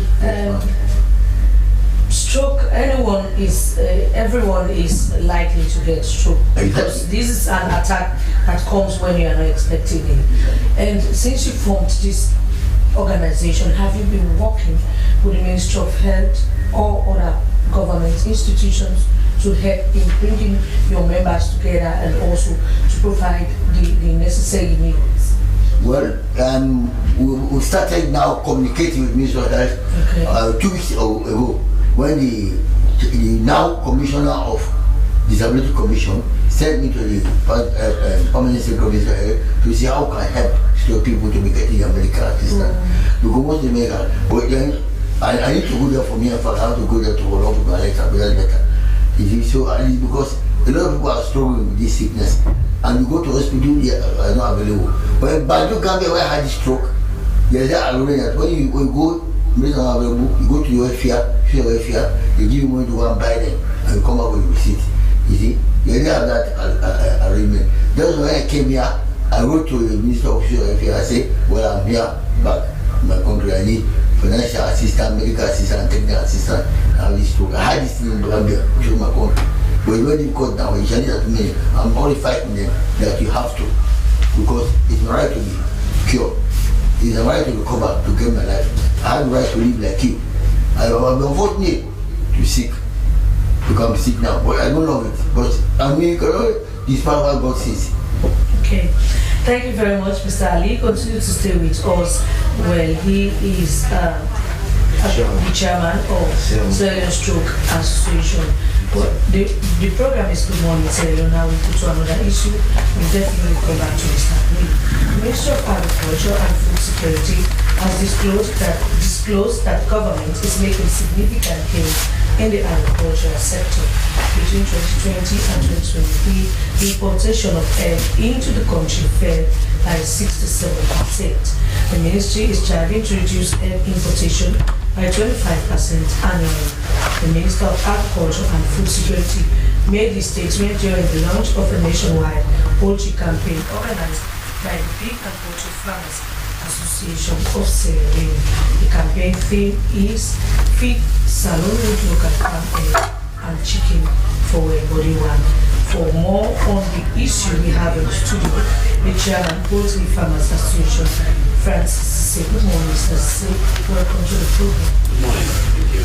Okay, so why do you think I should eat egg produced in Sierra Leone? Yeah, so that's the essence of the campaign, to raise awareness, to highlight the differences between eggs that are produced locally and those that are imported. Most of the eggs that are imported into Sierra Leone are coming from Brazil. And just for the shipping, for the ship to leave Brazil to come to Sierra Leone, it takes not less than 8 weeks in high seas. So the egg will have been in the high seas for 8 weeks. And then when it comes to Freetown or Sierra Leone, it doesn't go directly to the consumer. It has to go to the storage. It takes like another 3 weeks. So we've got consumed 11 weeks already. By the time it comes from the storage and goes back to the retailer, it's another 2 to 3 weeks. So by the time it reaches your table, it's more than 3 months old. So, and it's almost above its shelf life. You can't compare that with an egg that they produce day in the farm and then they move it to your table. So there's a vast difference in terms of health benefits and in terms of even the palatability of the food itself. So that's why we're encouraging people to look out for the locally produced egg, and that's why I'll encourage you this morning to buy the locally produced egg, because it brings a lot of health benefits and it tastes better than imported. Okay, so just now you were here and you had the guy from Budget Advocacy Network talking about how difficult it is for people to come across money these days in our country. And you are not a stranger, you are a Sierra Leonean, you know what we are talking about. And in actual fact, your egg is a bit expensive as compared to the other one. So why do you think yours is expensive as compared to the one that is being imported? So after this interview, if you have some time, go to the stores and check. You find out imported egg is more expensive than the local. Yes. 2 days back I was at PC and Sons Milking Syrup store, and I was interested in asking about for the cost of a locally, imported egg per carton is 1,400, and we were selling ours at 1,300. The problem we have is when the eggs in the store of an importer is almost going bad, they have a tendency of pushing that into the market. Yes, and they reduce the price drastically to ensure it moves faster. So it's not like the normal price, and that's the conception that it's cheaper. It's not cheaper. It's more expensive than the locally produced egg. You can check that after the interview. Ours is 1,300 per carton, which is 360 eggs, and theirs is 1,400. So, Francis, I think it was in this same year. You are here. I think last year or this year. This year. Yes, a few months back. You are crying that you have not been getting the support you need from government to at least put some strict measures on these ones that are importing egg into the country, because health-wise it is not good for the citizens of this country. And now, in that you celebration your campaign, the minister himself made mention that the importation of egg from 2022 to 2023 has reduced by 67%, which is a very, very huge margin. Is that so? Yeah, well, the essence of the campaign was first of all to educate Sierra Leoneans, but also on the statistics that the minister gave. We're making improvements as a sector. 5-10 years back, we're only catering for 20% of the demand for egg in Sierra Leone. But as I speak to you, we're catering for between 40 to 50% of demand for egg in Sierra Leone. So it's almost obvious that if we're shifting our percentages in producing local eggs, it means importers have to reduce that, or else we'll have congestion in the market. So the reason the minister was giving that statistics, which is true, is that the local production is growing massively, and in a very short while we're expecting that to reach 100%. So poultry is going to be one of the areas in Sierra Leone in which we'll look at the sector and say it is 100% Sierra Leonean produced, 100% produced in Sierra Leone, and almost 100% owned by Sierra Leoneans themselves, because 99% of people in this business are Sierra Leoneans themselves. And Francis, we always talk about the eggs. Let's shift over to the pigs. I grew up, at Freetown, Kube. When we were coming up, you see so many pig pens there. People creating for this particular set of animals. But now it's very difficult for you to see even pigs in close communities. So let's talk about it. How are you guys doing in this particular sector? Because pigs, it is in high demand. People need it. So do you have that kind of capacity? In an instance, businesses come out that they need pigs. Yeah. So it's the notion that we had in the future. I was fortunate to go to Prince Software School, and when we were coming from Kinton, go through Kube, you see pigs hovering around, finding their own foodstuff. So that's the mindset of most Sierra Leoneans, that pigs just hover around, find all sort of rubbish that they have. But it's not that. That's like, those are like backyard piggeries. But we have pig pens which are commercial, and you have pigs that are there that have standard sets of feed, very close to what we're giving the chickens. So it's graduating from the backyard piggery to a more commercial one, in which you have pig farmers having more than 100 pigs. You cannot leave those to fend for themselves around. So their feed has a high level of protein, just like the chickens do. So you don't see them around because people have graduated and now they are in pens, they are in pig farms.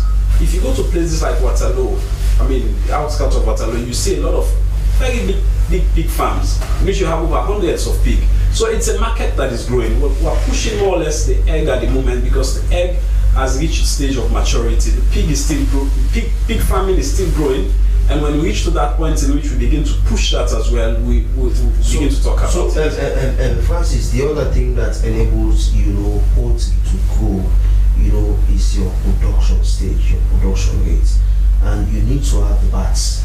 Yeah. The bats. So in Sierra Leone, this association, have you got the technology to is it incubator that they used to put this bat in? Because one thing that is always expensive for farmers, for poultry farmers, is bringing those bats in from other countries. Yeah. Because we do not have the technology. Before now, what I knew is that we do not have the technology to comb those bats ourselves. Yeah. So do you guys have it now? Okay, so the interesting thing is the sector is growing, and as I speak to you, before this time we used to import most of the chickens that we use. They are hatched as day old chicks in places like Holland or Belgium, placed in a flight and brought to Freetown. We're still doing that. It's growing, but we can boast of a commercial hatchery. That's a place in which you put in the hatching eggs and then produce chickens yourself. There's one in McKinney. Lincoln has an hatchery that produces more than 20,000 chicks a week. 20,000 chicks a week. For this whole year, they've produced more than 132,000 chickens. And we have other smaller hatcheries. I myself, sitting here as the chairman, I'm also a farmer. I've recently acquired a hatchery with a 10,000 chicken capacity. So within 21 days, my farm can produce like 10,000 chickens for the market. So it's growing, and we are experiencing a lot of Sierra Leoneans are expressing interest. In investing into the poultry sector. So finally, before leaving you, how can I, as the common man, distinguish between imported eggs and that of the eggs that we get from poultry farms in country? Because it's the same. It's just the same, brown egg. So how can I distinguish? So that's a difficult question for us to answer, and most of our engagements, such a question comes up because Sierra Leoneans wants to be able to distinguish. You cannot tell the difference between the imported and the chicken just by looking, the locally produced egg, just by looking at them, right? One way you can tell is when you open them. If you find out the locally produced egg, the yolk of locally produced egg is closely knitted together because it's fresh. Imported egg, as soon as you open it, it's scattered. But we don't want Sierra Leoneans to reach to that level in which you don't have a chance to return the egg again. Yeah. So what we're trying to do is to get points of sales in which this is a point in which only locally produced eggs are sold. For now we haven't like 100% achieved that, but we have key areas like supermarkets. In the western part, extreme west at the Donkia, there's Ebon's. Ebon's supermarket is directly opposite the police station. If you go there, it's 100% locally produced egg. If you go to Sahia's, it's also close to Ebon's. It's 100% produced, locally produced egg. If you go to Jue, there's after the supermarket, there's a 3-story building. It's 100% locally produced egg. So we're making strides in that, and government has plans as well to help us. That's what the minister registered. So they are going to be very much locally packaged setting for us, and our eggs are going to be stamped. So we're getting there very soon. Yeah. All right. Thank you very much. He is Francis Tite, and he is the chairman of Poultry Farmers Association, and he has been telling us about why you should eat a locally produced egg than that of an imported one. Quickly, Mr. Ali, before we close the program. So you are celebrating. When is this stroke day? Today. So do you have activities lined up? Yes, we wanted to have a press conference, but because of lack of funding, we wrote to these people, the NDP, UNICEF, although only responded. With these banks, we can commercial, we wrote to them all. We are still waiting. Okay. If they send us money, we organize it a week or two. Okay. We have to inform people of stroke. It is there. There are people, because we want to bring people from all the provinces, the 14 districts. We want to bring members to come. When you get about stroke, they go in their communities and they keep people of stroke. Because in the provinces, they will say, let's do which. They say, oh, go which that can we go. They go which when that can we go. Or that we go which. All these things, but these things are there.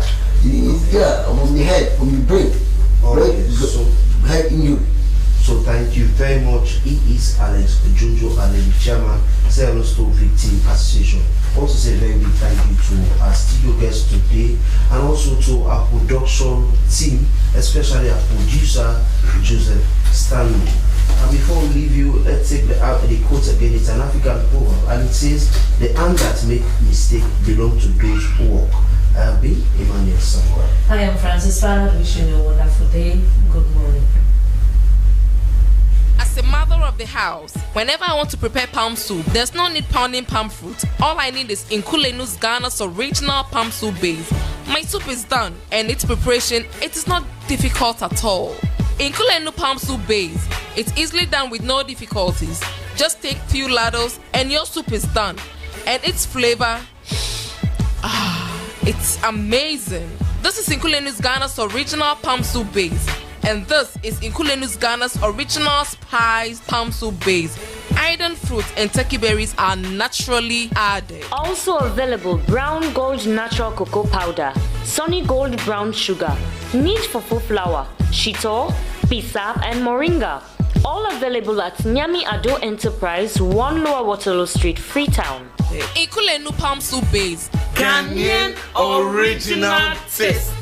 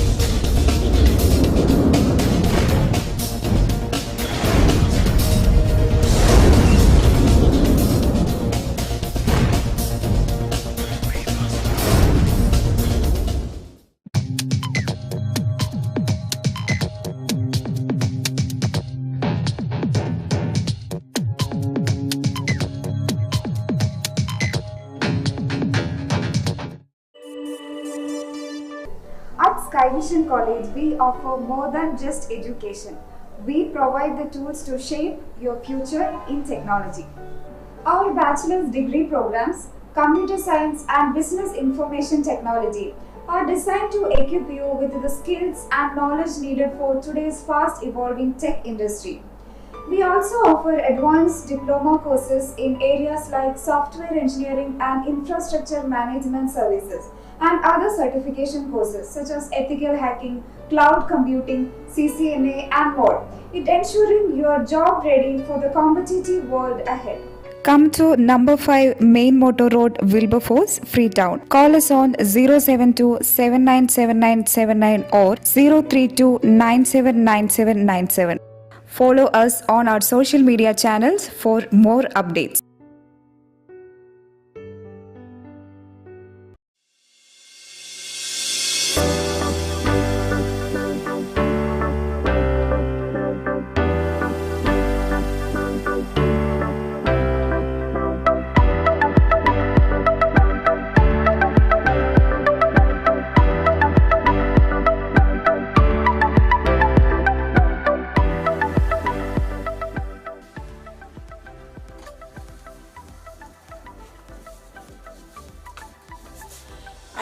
Aminata Fofana, a reporter, a presenter, and an anchor for the SLBC. I am Dennis Fraser, reporter and presenter here at the Public Broadcaster, and this is the SLBC.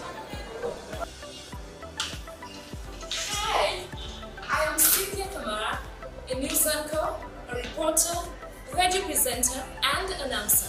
I find pleasure in keeping you updated, and it's a pleasure. Hello everyone, I am Stella Frederica Bangura, a reporter and presenter at the Sierra Leone Broadcasting Corporation. Stay tuned all day, every day. Cheers.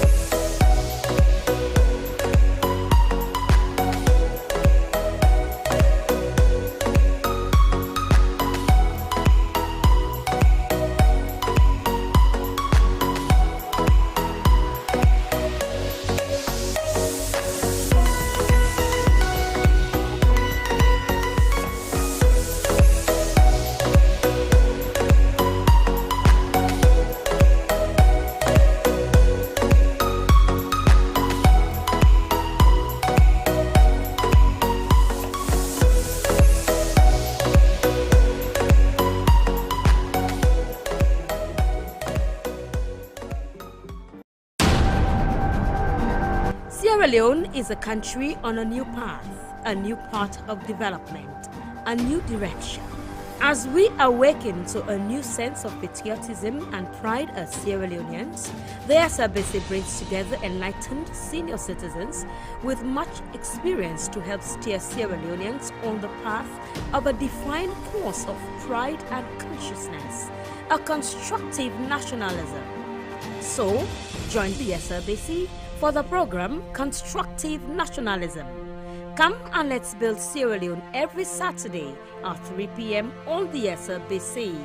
Constructive Nationalism on the SLBC.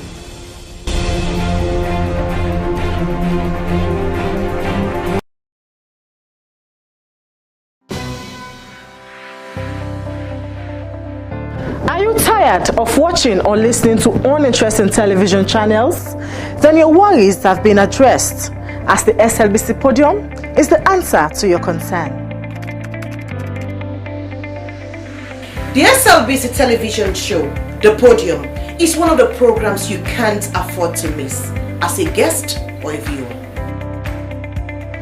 Oh yes, Podium is the show where the mighty and the low will like to sit, because it is a trusted medium to channel your views, concerns, and aspirations for Sierra Leone and other happenings around the globe.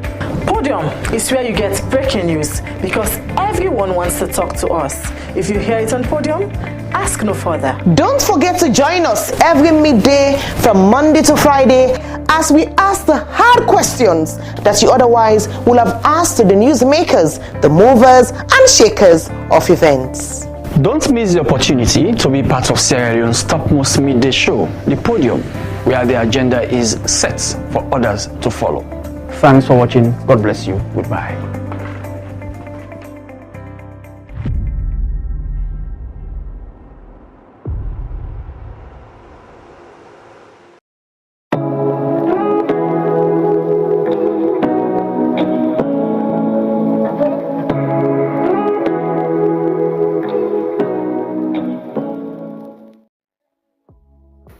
Life no go ever sweet without that thing what we call love.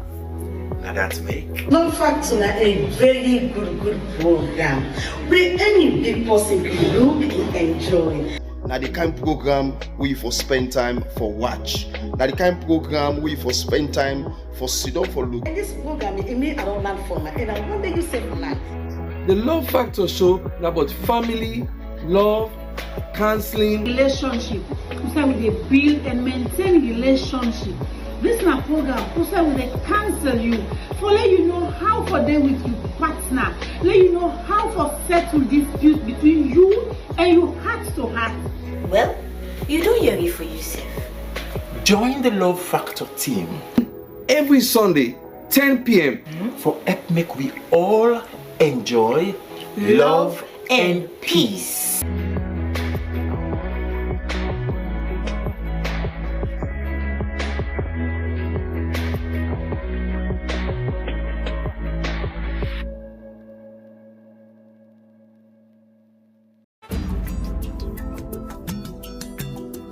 Where use? You get use? Yes, I get use. This is the program where they give you the use where they happen all about the country. Inside where use, we go take you text, Facebook and WhatsApp message. You complain where you go send us letter to the producer.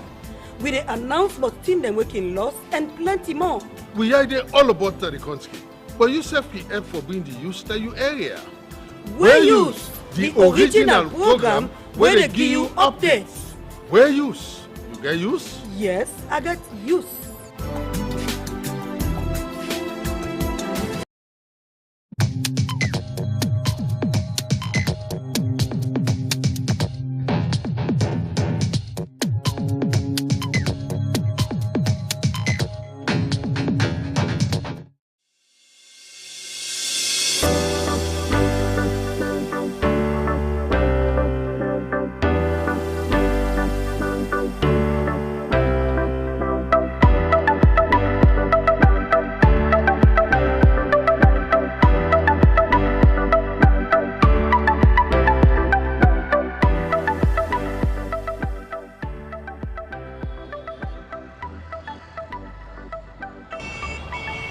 My name is Samuel Bangwa, a camera operator at SLBC.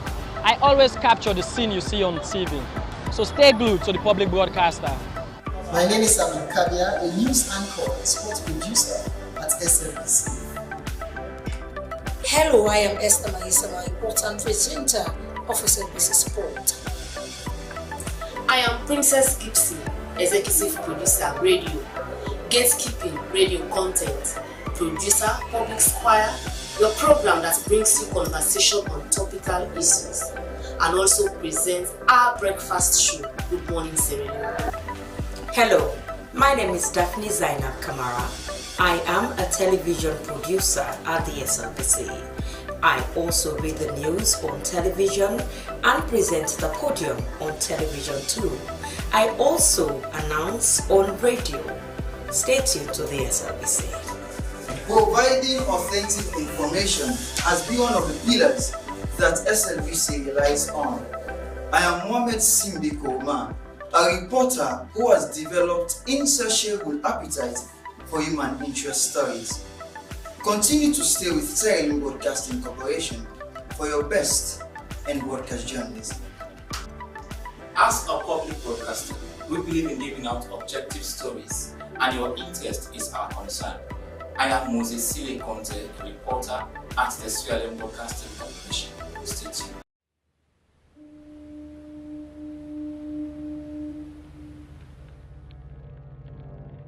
A place cannot produce poems. It can only not prevent them.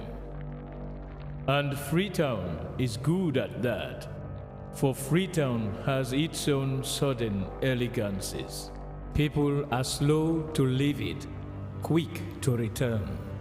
And there are others who come for a year or two and stay for a lifetime, sensing that they found a city that is in the world, yet sufficiently on the edge of it to have a different resonance.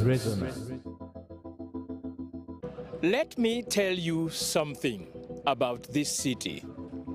All of us, we're all just passing through, and we've all been here forever. Those who came, those who stayed, those who never returned. Tides turn, seasons change, we've waited and we've watched. But we've always been here. We've always listened. Because there is a different resonance here. It comes from the river, and the land, and the sky. It's our place, all of us. This city belongs to everyone. And you know when it's your time. And it's our time. Listen, we are Freetown. The golden rules of Freetown. Don't pretend you're something that you're not. Don't go thinking you're better than anyone else. Or that anyone else is better than you. Don't shout about it. Get on with it. We are Freetown. Freetown. Freetown. Yeah. We found our voice again. I'm from India and Freetown. I'm from China and Freetown. I'm from the UK and Freetown. I am from Nigeria and Freetown. I am from home and Freetown. This city belongs to everyone. The fishermen, The taxi driver, The barber, the drummers, the dancers. all of us. All of us. Everybody. We are Freetown. The past is ours. The future is ours. It's our time again. and this city belongs to everyone. The playwright, The greengrocer, The teacher, the dog. This space is ours. this light is ours. the beaches are ours. The rivers now we own. The roads are ours.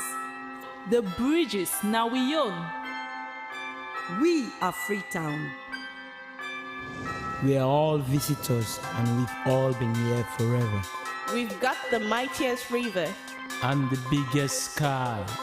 And there's a resonance again. Freetown. Freetown. We are proud of this place. We love this city. And we want you to love it too. We are proud of this place. Na pass we all dey pass like stranger them. But we all don't dare from them.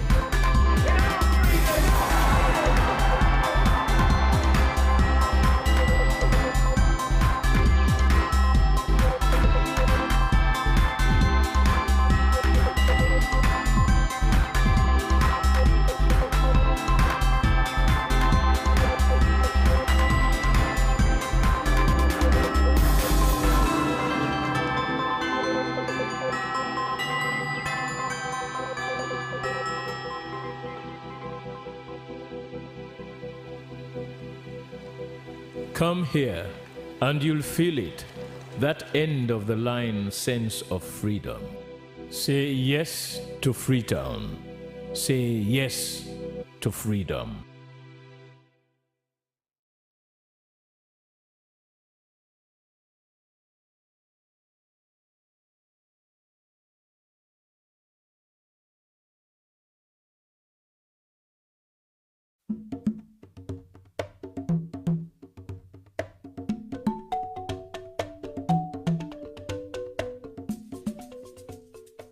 Cultural traditions have placed a woman's and a girl's work table around the domestic household.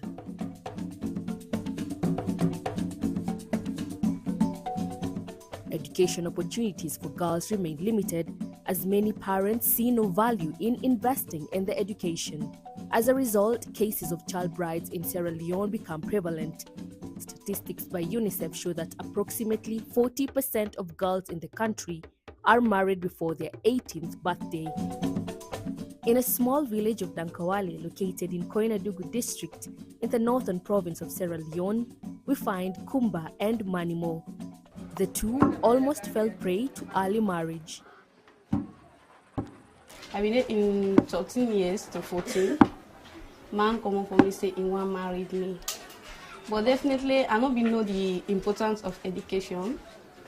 I've been decided to say I married to the man. Mama then agree now. We don't begin for set up the marriage now. I've been there class 6. I sit MPS, I pass for go from 1. Man come up for me, say I'm married. Miles away in Lengekoro village, 15-year-old Musu Dabu also went through the same ordeal. I feel bad for them going to give me married. I feel bad. Elimination of child marriage is a priority under SDG 5 on gender equality, hence the need for effective country-specific interventions to accelerate the end of this practice. One of them being Miss Small Wife No More project by Coast Canada Sierra Leone Partnership. The pilot project was supported by the Fund for Innovation and Transformation, running from November 2020 to January 2022. This project is about looking into the underlying causes of teenage pregnancy, which is very rampant in the country, and not only being rampant, but also people and authorities are just shy from talking about it. Though some of the repercussions or the challenges are well known, but it's just a taboo, something to talk about it. And COS decided to talk about something that people keep very, very silent over the years, knowing very well that if we go into that type of project, it will bring a lot of knowledge to our people, awareness. This innovation tested an approach that involved educating men seeking child brides about the negative consequences of child marriage for them, their families, and communities. On this, a lot of approaches have been made by other NGOs before, but they did not work.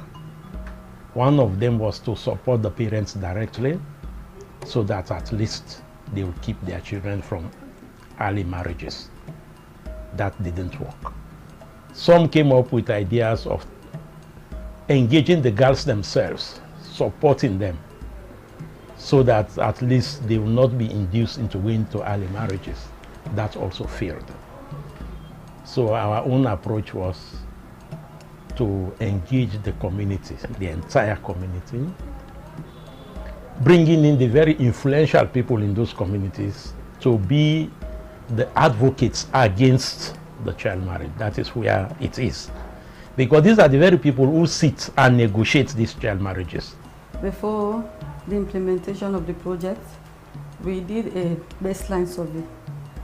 Through the baseline survey, we find out that the community stakeholders and the men in those communities are the ones marrying those girls. So what we did during the implementation, we formed a structure called the intermediaries and also the men's group. These people, we are the main actor in this project. The men go out there, advocate for us to their fellow men, talk to them about the implication of child marriage, while the intermediaries, they aborted the marriages, they put stop to it, and they try to talk to the girls in the various community about the implication of child marriages. Besides being trained as advocates against child marriage, they were also empowered to organize home visits and community events to spread awareness on the negative outcomes of this practice. The intervention of the FIT project into the community by training the intermediaries, and the intermediaries also take the bold step to work for their people.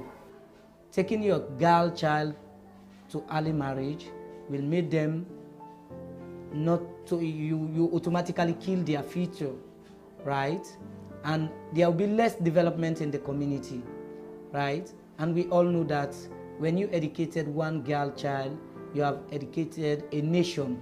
So I can go to them house to house, I desensitize parents there, I tell them the benefits of education, the benefits of where land the girl picking, how they become. So at times you the picky, if you go school, you not go school that day, I go to a parent house to house, I ask what make you not go to school today? Then they tell me what's not them problems, so I can give me little advice. In addition to that, families are also cautioned on the economic impacts of child marriages. They will marry off their daughters to receive dowry payments that they perceive will help reduce economic burdens, not knowing that it will bring more losses than good along the way. There are actually costs, high costs related when a child goes into early marriage. Now, they are not physically matured for that, and it brings in a lot of complications. And more so when they become pregnant, most of them. If you go through the literature of this country, you will see that we have high maternal and morbidity rates in this country. And most of it can be related to early marriages, you see. And for the families themselves, when you lose a loved one, it's something almost unbearable, but you just have to accept it. So these are things they see, it disturbs them. And even these girls, when they are young, they are very attractive to these guys. They go to this marriage, after 1 year, 2 years, they see another one. They bring that one. Now their concentration lies on the new one and leaving this. And at times there are so much palavers, that the girl cannot bear it. She has to return home. And usually when they return home, initially she came as one person. When they return, maybe she returns with 2 or 3 kids. So more bellies to feed. By the end of the project's testing period, Coast Canada recorded a significant impact. 172 child marriages were cancelled in the Koinadugu and Falaba districts in the northern province of Sierra Leone between January and September 2021.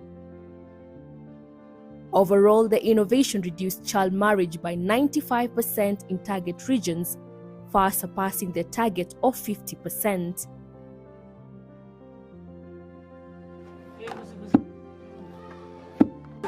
Another mele kara benefiti matibana wo fola afole kaka mo filasa we wasoka konde mbonku mantike kwana nadimise wabo akumale timilia ati femfe kumale ben wasa alkumero wo fon sayire fola kara benefitela male makar ma wata kandiere fuisi maduke ko maka kon kaka ma ande na bola nyamata ma mista tembi mo cheme sawala kumala misa dedo mo kon Before we turn over the one, baby, kill man.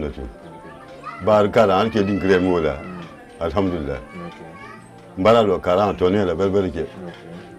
Baran Wakila Toria Bessie Magbasine, Finsambul, no Kona Wakara with Dingy Berke, Bambara the Tonum de Karanda. On the other hand, there has also been an increase in the enrollment of female students in schools. Number of girls at the enrollment in school presently has increased. I can tell you, from JSS 1 to SS3, JSS3, we have more number of girls in the JSS than the boys. Like for example, roughly, in my enrollment now, I have 216 girls in school, whilst the boys are only 110. We also have a committee that look against those type of violation. Wherein we have the school safety committee, where we have the mentors, the guidance counselors, and the principal, the vice principal involved in this committee to look against some of these acts. And with that, before this time, because there was no sensitization about early marriage, parents were taking their children and give them to boys or man for early marriage. But with the intervention, because the school is very proud of taking drastic action against people that are really giving their children for early marriage. And for now, it has cut down.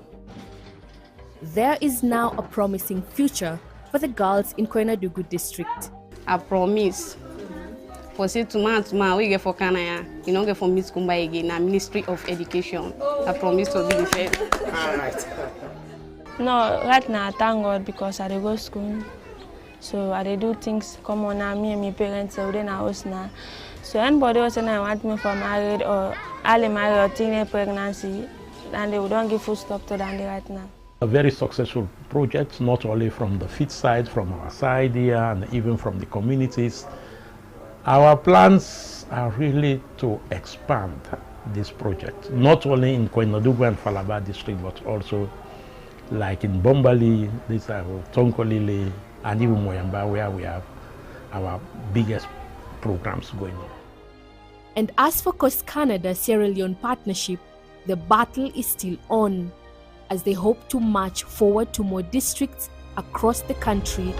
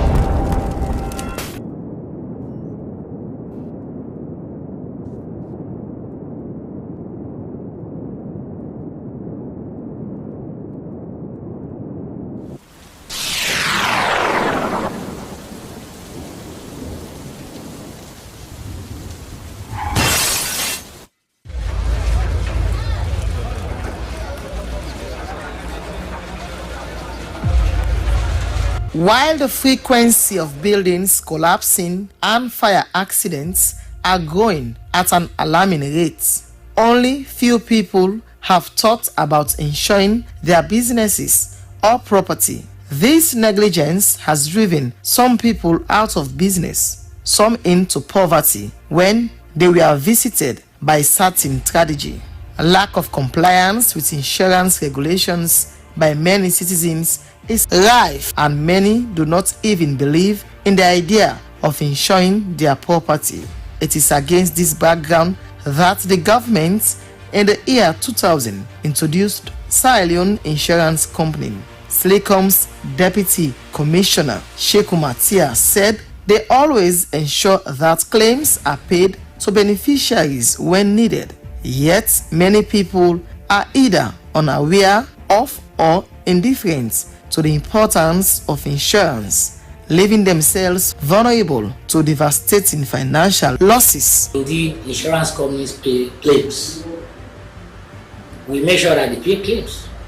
Whenever there is some amount of discrepancies or whatever, then we come in and settle it, right, to the best of our knowledge in insurance, so that people we have easy access to our office through our provincial offices.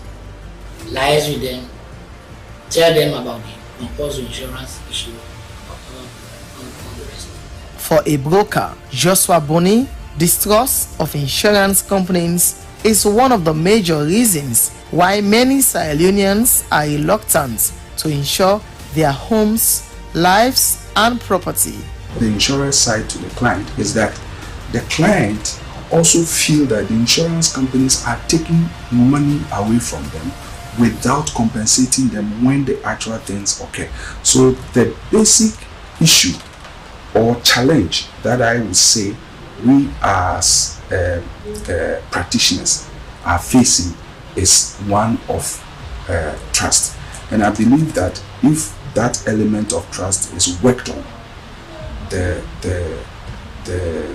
industry can be a better tool for the economy. With over 4 decades in the insurance industry, Ambassador Ali Issa Bangura, Executive Chairman of Sierra Leone Insurance Company, has seen firsthand how non-compliance with insurance laws has worsened the impact of disasters on individuals and communities. Despite his company's compliance with all legal frameworks, individuals continue to shy away from insurance coverage. Ambassador Bangura calls for government intervention to enforce insurance laws more strictly and advocates for the digitalization of the insurance sector to improve efficiency and accessibility. The corporate institutions that insure against fire and such perils. Individuals, no. I can tell you 90% of the houses in Sierra Leone are not insured. We all know that. But there's a law that says tenantable properties must be insured. It is in the Act. But the question is enforcement. How do we enforce that? You see, it's not easy in a situation such as ours. One of the key concerns in the consequences of action, lawyer Ibrahim Mansaye of Mansaye and Associates Chambers highlights that when a house is uninsured, the legal consequences in the wake of disaster can be severe. Individuals could face fines or penalties for failing to comply with insurance laws, he emphasized. Particularly under the Insurance Act of 2016, when you look at Section 91 of the Act, basically it provides that if you do not comply with certain provisions of the Act and you're found guilty of that, you may be fined up to the tune of 10 million euros, which is now 10,000 millions, or face an imprisonment of 2 years. I would advise homeowners to insure their property not only against fire but also against other natural disasters. Despite these challenges, there are still citizens who recognize the crucial role that insurance plays in Sierra Leone's development and their personal safety. For these individuals, insurance represents more than just a financial tool. It offers peace of mind and protection against unforeseen strategies. We are seeing this disaster everywhere. We are seeing the houses being burnt and everywhere. We are seeing some unfortunate death, tragic. We are in terms of illness as well. We are seeing so many people in some deplorable condition, except they have to come to the masses to ask for financial help. And all of these things, if as Sierra Leonean, if you are part of this insurance, then it's a step in the right direction. Yes, I trust insurance company because waiting do a better way. I trust insurance companies because it is better that I have somewhere to save money than to spend all the profits after sales. Now I know if something goes wrong with my business, they will come to my aid. Okay, for help me. But if I go back to the insurance, then go able for help me. Education and awareness campaigns led by both government and private stakeholders are critical to reversing the current trend. In Sierra Leone, experts in the insurance industry say many citizens do not engage in insurance activities such as insuring their life, houses and other property, which in returns hinder them in terms of adversity. In a nation where disaster can strike without warning, the importance of insurance cannot be overstated. It is time for all Sierra Leoneans to embrace this vital industry for the protection of their lives, property, and future.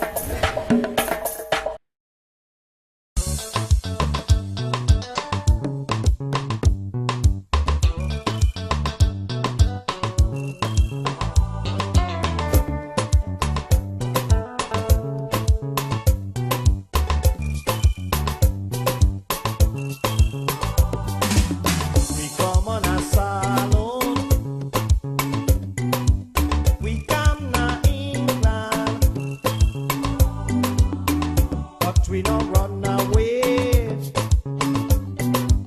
We come for better. We people that want for see what we they do. We people that want for know what we they say. Oh,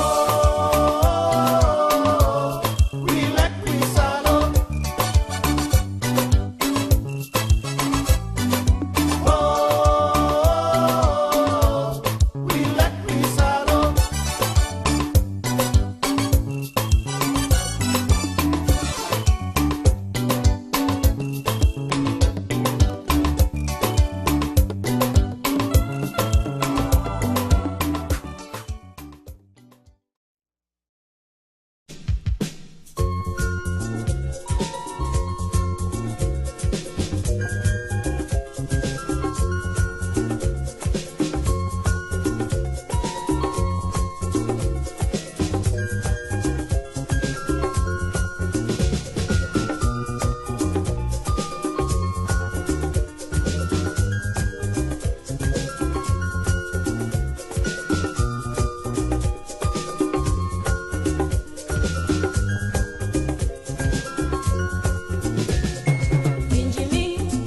Around the water side, I love the fish, we get them every day.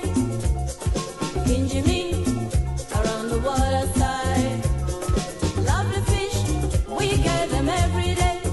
So if you wanna get your bonga fish, you better take a walk to the water side. So if you wanna get your bonga fish, you better take a walk to the water side. Benjamin, around the water side, love the fish, we get them every day. Benjamin, around the water side, love the fish, we get them every day. So if you wanna get your bonga fish, you better take a walk to the water side. So if you wanna get your bonga fish, you better take a walk to the water side.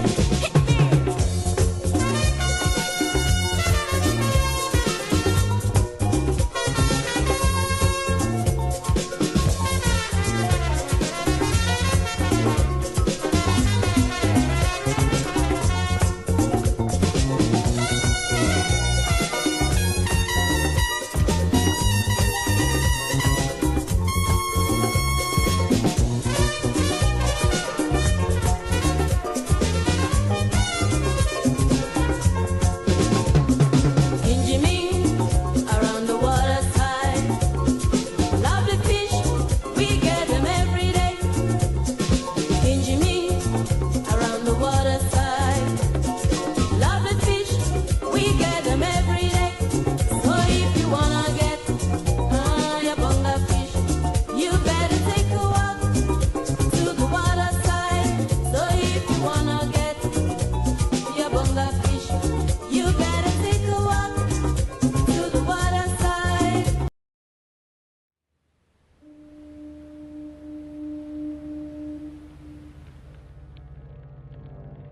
A place cannot produce poems. It can only not prevent them. And Freetown is good at that, for Freetown has its own sudden elegances. People are slow to leave it, quick to return. And there are others who come for a year or two and stay for a lifetime, sensing that they found a city that is in the world, yet sufficiently on the edge of it to have a different resonance. Let me tell you something about this city. All of us, we're all just passing through, and we've all been here forever. Those who came, those who stayed, those who never returned. Tides turn, seasons change, we've waited and we've watched. But we've always been here. We've always listened. because there is a different resonance here. It comes from the river, and the land, and the sky. It's our place, all of us. This city belongs to everyone. And you know when it's your time. And it's our time. Listen, we are Freetown.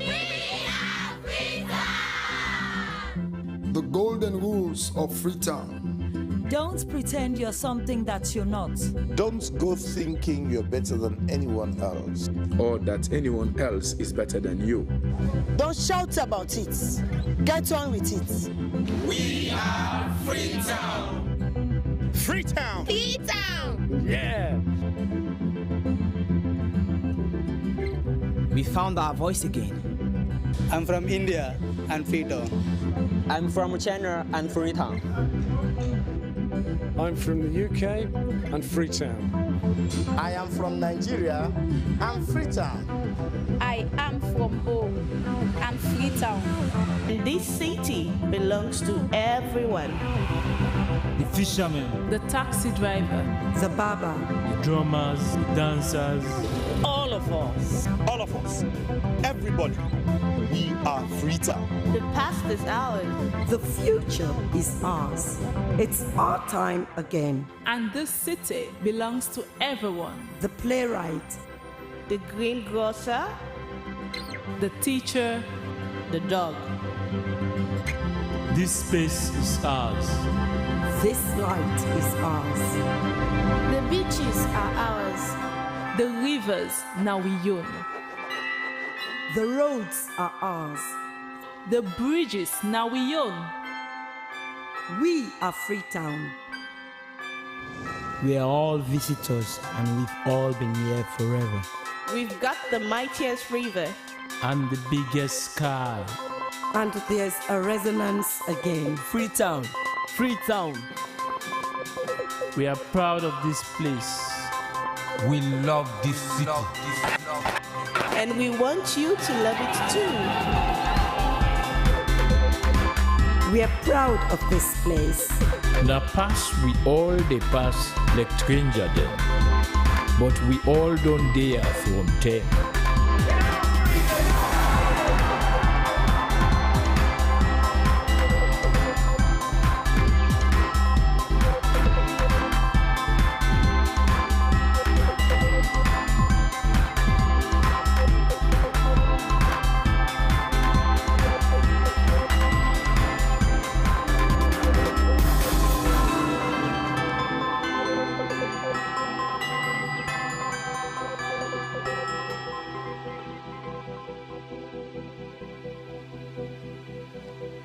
Come here, and you'll feel it, that end of the line sense of freedom. Say yes to Freetown. Say yes to freedom.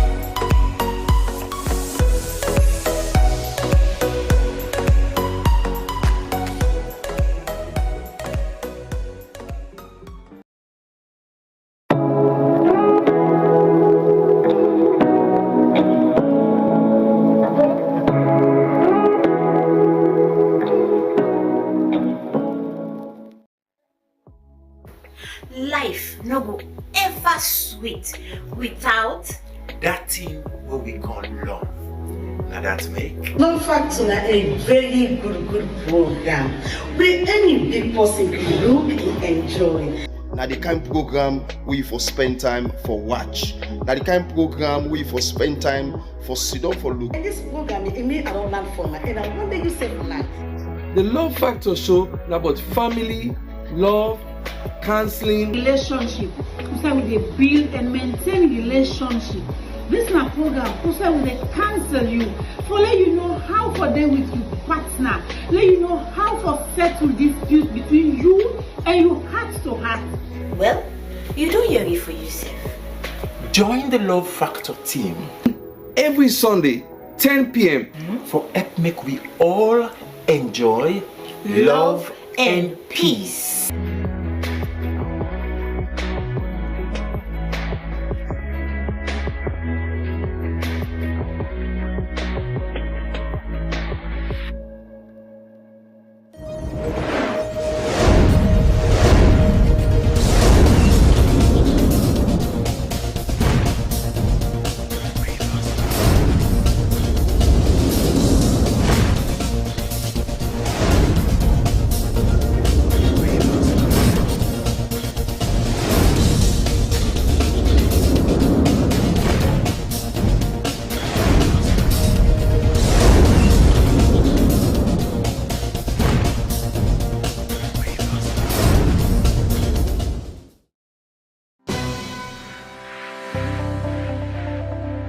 Are you tired of watching or listening to uninteresting television channels? Then your worries have been addressed, as the SLBC Podium is the answer to your concern. The SLBC television show, The Podium, is one of the programs you can't afford to miss as a guest or a viewer. Oh yes, Podium is a show where the mighty and the low will like to sit, because it is a trusted medium to channel your views, concerns and aspirations for Sierra Leone and other happenings around the globe. Podium is where you get breaking news, because everyone wants to talk to us. If you hear it on Podium, ask no further. Don't forget to join us every midday from Monday to Friday as we ask the hard questions that you otherwise would have asked to the newsmakers, the movers and shakers of events. Don't miss the opportunity to be part of Sierra Leone's topmost midday show, The Podium, where the agenda is set for others to follow. Thanks for watching. God bless you. Goodbye.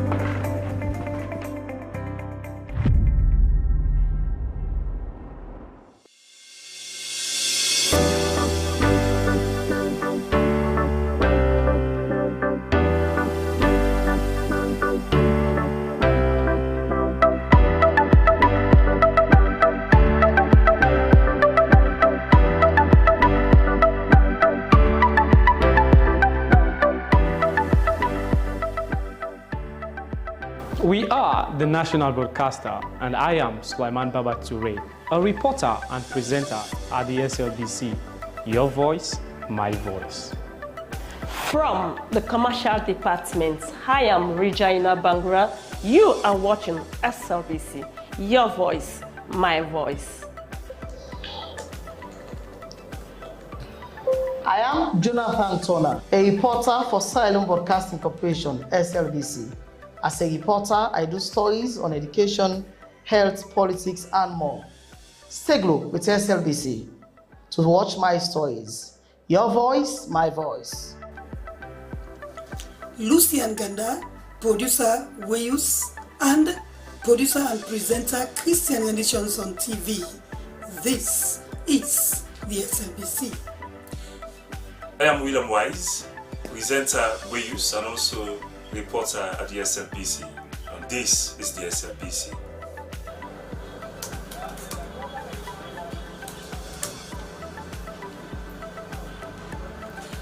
I am Salma Tabak, television executive producer. I produce programs on both radio and television. I'm a news anchor, a presenter, an announcer on radio. I enjoy what I do because I serve a public service broadcaster. It's a pleasure to work with the SLBC. I am Tilly Koma, Head of News and Current Affairs Unit, Sierra Leone Broadcasting Corporation. Our news hour now covers several segments. We have entertainment, business, weather, sports, ferry schedule, and human interest stories, not forgetting politics. We are doing all that to keep you people posted on what's happening all over the country. Thanks for being with us at SLBC. Keep blue. We are the best.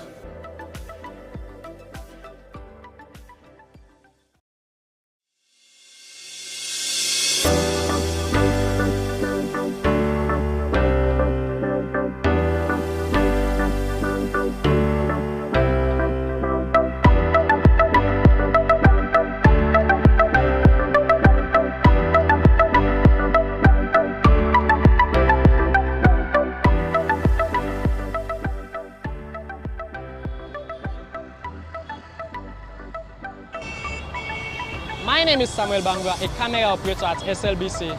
I always capture the scene you see on TV. So stay glued to the public broadcaster. My name is Samuel Kabia, a news anchor and sports producer at SLBC.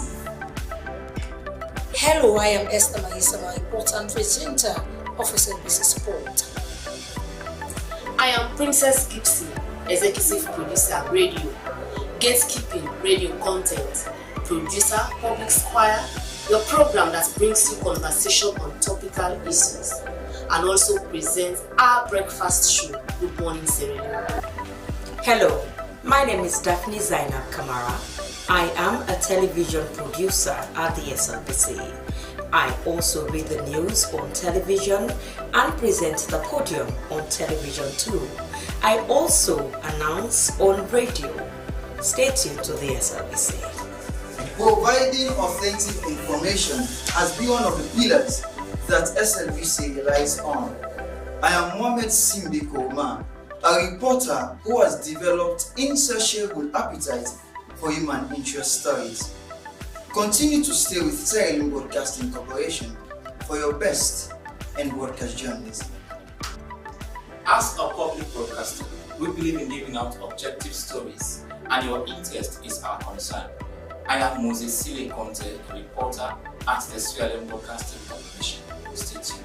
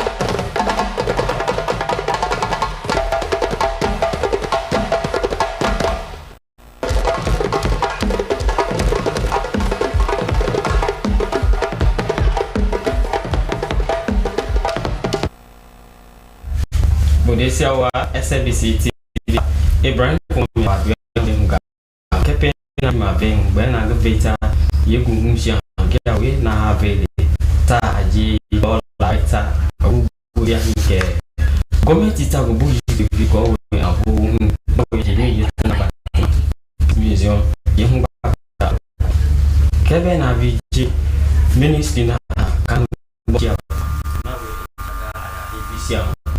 Tuto kan bo ya bi ola JKV Pedesia Tiamma be afoma bena ko para Dr. Mohammed Jallo wana ohia gutu ajia nawe hi tema nawe special court nawe hi yati jisia community tabubu yiko bi ko we ana bu ye emi na batema bateta bi ola lokuma vi pada duedum so ye pelo hi ye kumiju ye ke ye himi batema ko we to vi ye ke hinde sia na we sia te lokuma vi so aya me ne jama ye na abi duedum na we hi okumo ya ye duedum me naga kini la kuma kolo go yeke no di pada to ikolo akunji ministina ana na de kiaba na we hi kanbon de kiaba jiros matai ogwana famala wana na we happiness ya kanbon de kiaba ko we tu da ma na we de kiaba ogo o mai now we na le nyalo si mani maraba oto mi ko we ye ko na ta na wonte ya ga ma ti ko diga ya ta en ko bu kala ko ma ti para gue to alo ate ni ye ko kan mo ndi ya bi ti dal ko ma now we hi ya na we tem kan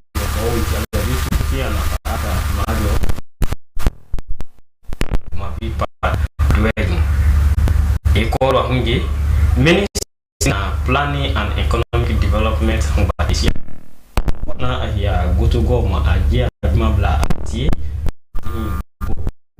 disibing kowe andaga tudalo kuma nawe na atinemo kowe gige hedi kia agu ulalo kuma chani ko ti humbate jina kuma hi minta national na ye humbate jita fui agoma hati kuma 2030 ko to hindi kia vi agu ulalo kuma chani ko ibate na baba hindi kebe vi sente hindi kia agu ulalo kuma fara to ye humbate hi tililo na te kuma na humia do ma jo yita why no now we bon district ko we go to bon ajan CSO kefi enjo sia na we gege hede we project gali yende na chera kuma na we council ta kolo di EPCM to ayamelo na ade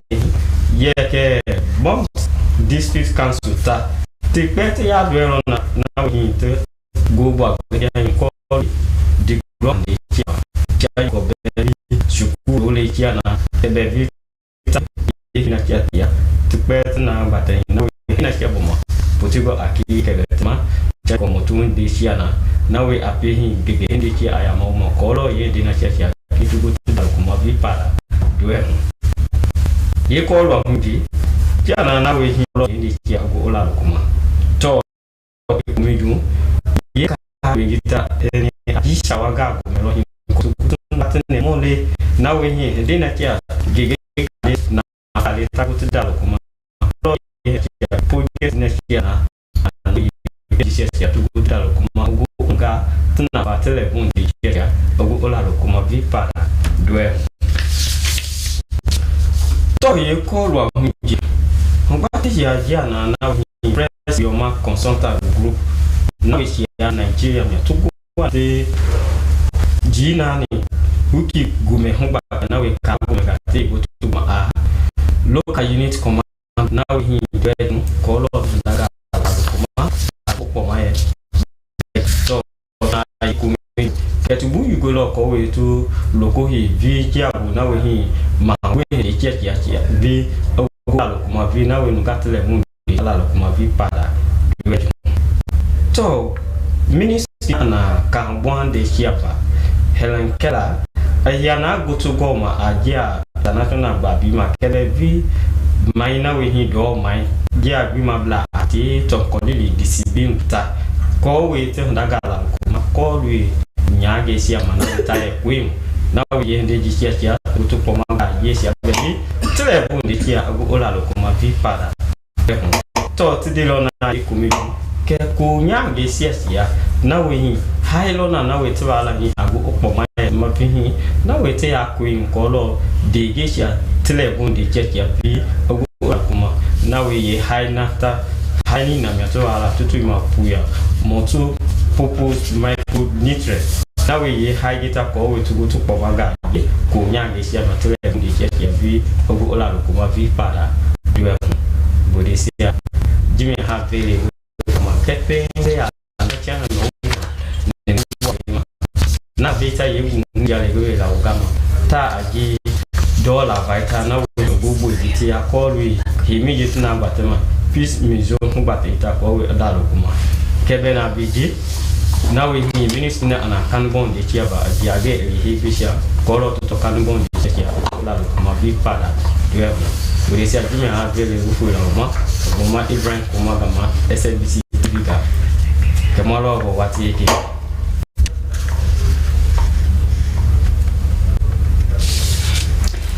Masere makata sumita ga Slbc Agnes tuba ture na bena sistema sere mamba karako inti bena tepe takbagade ntagende kagi oye mitoro eba ya omba kwege ko do bena na vice president ine tepe bada bana kwa me ya na hudonkono ba mase ba algo ba de nkata ba no kataga bene tongane matio maga matepe maga kwege kukoma udo me bina onka proto na peace museum na gende kaiga kotoi Minister onete beni baga kusa harge baga kwege poti kega kande ga bene kuse harge bang kwege nga poti ga kwege kumba foma beni mama beni bahena dongo ebe mpona kuya teta masirma okunte Vice President on Dr. Mohamed Julde Jallo de tepe bawali biga special court be badoma na ande ko kae kwa minti audukuno we ba algo ba mase bano na beni ba onie e kata matebe nka kotoi benti mbatia na uluba kene beni mutongu bata borota ga kwege nkokomba udomi bine na peace museum bata borota ga matebe na unkai ga kotoi ekega kane gende bana de kute masere makolo mande ni wali ba algo no ba udome bine na peace museum kana binde konko ne tepe ba do mana umba wo maseba no na binde de tekare ba tongna mataka kwema kanona de guyombo gombe ni ba ngande umba foma tage na ga tonga maseri ba mpati binda do hunga be ba koto ba dangandi Vice President okega kotoi ba ngende tengino ba doma na beni ba boye ba yo lebinde nia kama manda be ba tongo kwa taga na ile katongo baba nionde kakwele kukumba Minister onete beni baga sahari baga kwege kapoti Julius Matai ne tepe ba doma na kande unde kega kande akataga binde kega hoi harige baga poti bande be kuba koto bi hoi harige baga poti ina harige bamba na be humune kwege komuna de tiesara ni mama kama kutane mabo inde mam na tunkuna ndende bia bi baya he bi imate ko kama wali mama na kende emo Julius Mataya na kende kande ka kwa udo mebinda computer mebinda na CTC mining company yo computer mebinda na Marampa mining company ta computer tamba forma ta computer na tayo dagni amawali ka kwegen ko kasalo non tayo lega mase lasreba kwegen ko koma nana kende sole binde ba mawali makute binde manti manioma ka kokiti ande binde ba doma na bibe oli ba ne wali yohoi non na tabi yuge binde be ilaire binde be ende tapa ba doma na bibe ta hoi ba muna ba kene membato kere binde ba hoya ba muna ba ka kwegen ko homa go bribre Batalano itire ba den kitano na kwegen ko kaiga koto do maybe non ko proto na planning and economic development okpo amba mbine bina kaiga kande ga bo menega bond loko rimbe mbamba ga nya na bia ben kotie ba no na taw yuge bindo o bine ni wali ko to ndaka ni na amba hanga kanina do maybe na 2030 kana bine de tikende kage bine denge beni mbasia na temidega metibaga matrujong ka metiba tante ba kende ga bont ne tepe ba drama ka tunkuna ne binde takpondi ta hawande ta kama tenko emaga kwa mentudo mebinde ana so angels manona binde ne wali ede kitana tembi kene membi yuge binde be wana temidega bont kansulo kene me on kene binde boy makutane mama boy binde mamile bani awali ba halgo nona kwegen ko na unkaiga koto inkantengi no binde na tembi yuge binde be na bia ben kotie mawali ma kene me kodo me binde na wealth onga ifi uko hamba ho de binde boy makutane basi sama hagendo matenge banona bia punge ba mutentege beni baga duhui baga nyoga tani ga hagwandi iele madita kage bia bi ke ganti akobribe batonga suso ga kwege ba no na de punge ba mutentege beni ba benana uko amba mendeke ga kani ga tani ga hagwandi bititsande in uko hoga bi jamambe mnemina sega tabante banona bide boy makutande mama ndeni matsatsi makutane mama ba mbegome ni na bide maseba bia beba koto mutema de binde bane bigo untalintande gangale kidombe binde una Facebook ba halgo no na binde de teka itaponi ta hawade ta kote binde ba doma bia bisia bigo kindega katutu sebe ba no na ba binde poko ba dige binde umba fuma binde tema de ba dita beni mba benana wana binde poko ngende ka inkabo amakutane mama ba le tepe ba do mana unsa rompe ba no na bide punke ba mutu tsege be ni baga do hui kere be ni ba bo e ba bide ba punka ba be buntu togo ba no ba de kita beteni baba ngota akwege ndo kwege onte okwanto do me binde ana first Yomaj Consultancy Group ukwaona unga kwege ko Nigeria bisken boy makutande basi samatani kabia biba ya he bikotiogo takponi ta hagwandi makutane mama baba bio mineme bwa apuko ba dukuna sembe e mahare no makoto ma benana kataya mataga bia pointi mendo ba koga kotogo be ba ne abeni ba sobe ba katibia ga kwet kotoga kwege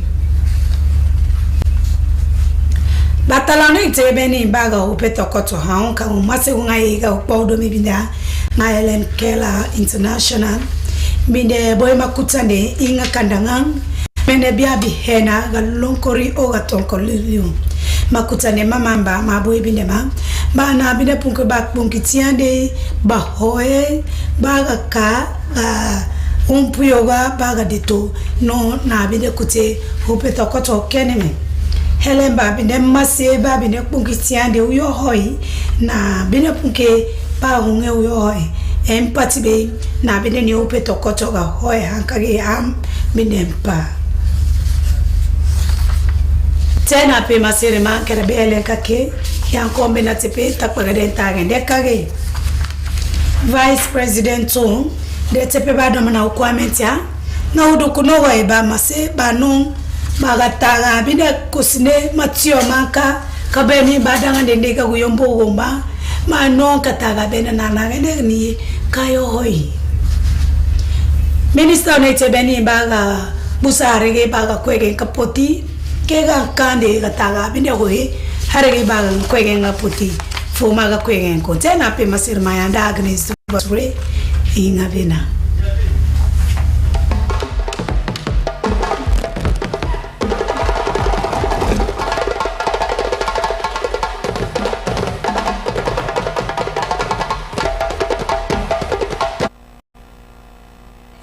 TV Freetown from Ronaldo. This na the use me Catherine O'Connor, but first week I do na the big use them. Vice President don't talk say government don't ready for gains for make sure say they change the peace museum. And Minister for Mines don't go do a waka na the mining sites them all about inside the country. Now for the use proper one. Vice President Dr. Mohamed Jules Jallo don't tell Ukman them that the residual special court for Salon say government already for gain safe and put more resources for change the peace museum where that kind of a building they will find for all man. Maybe they talk this during the tell we been go work under the museum. He say this work I so now for make them know about the museum good one more like for make them go see how them go put building where go protect the country history more like the 11-year serious civil war will be happen. The Vice President talk say during the way the worker for see the different thing the way they keep there from the dark days of Salon. So te usai people them when over 1,000 be lost their life there. Minister for Mines and Mineral Resources Julius Matai together with his team they don't begin one visit where na for go worker na big mining company them all about inside the country. This visit here so na for see the company then they go with waiting the mining law say and say we so engage with the industry in leader them for see how the mining sector they carry on. Julius Matai and in delegation we go work on a CTC mining company and Marampa Mines. CTC mining company now one newcomer company inside the Salon mining company and they don't get good message and feedback from the minister for what he say then they make important business way it can to development. Julius Matthew been praised the company for the quick progress where they don't they make and talk to the management and for make sure say they keep to the plan then where they don't talk say they go do and say we so talk longer one say all waiting and they do if for benefits the nation and the company and say we so then for make sure say they work with the law them be responsible for development na the different side where they work. Ministry for Planning and Economic Development don't meet with stakeholders them inside Bo and Bond District for make them go know about the medium-term national development plan way now from 2024 to 2030. During this session, yeah, so people them been talk about the area them where they want to make them pay attention to and the area they are now road, agriculture and well body sector. The session and the Olam inside Matru John headquarters na Bond District usai plenty government workman and minde community CSO them NGO and other sector it man them for make them go know more about this plan and say so give scorecard them of waiting and don't do so far and the plan then for make sure say the local council and development partner them know bottom. Workman them from Bond District Council tell people that we been gathered say the council don't build school in town hall. Then seriously talk about how they do. Then seriously talk about the thing them where then still get concerned for way they not get motorcar for pull them for go side they want for go and seriously the couple we not can't quit and the workman them we not get better side for tap. The World Hunger Hive, we people can call WHH, done one day retreat with stakeholders them for sake how them go handle corruption and terrorism and how this they unbug the private sector.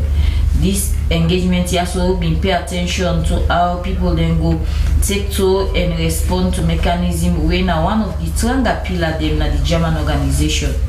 The 3-day retreat they pay attention how for give Kapu sends message to participants them, but how important for make you value and give feedback. Now you different group the way they more like a people them way can fall victim upon corruption and terrorism.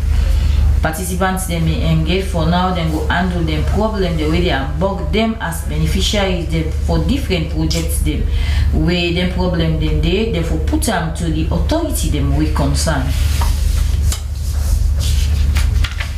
The first UMAJ Consultancy Group Nigeria don't complete one 4-week leadership training for local unit commander them way been come out na different side them inside the country.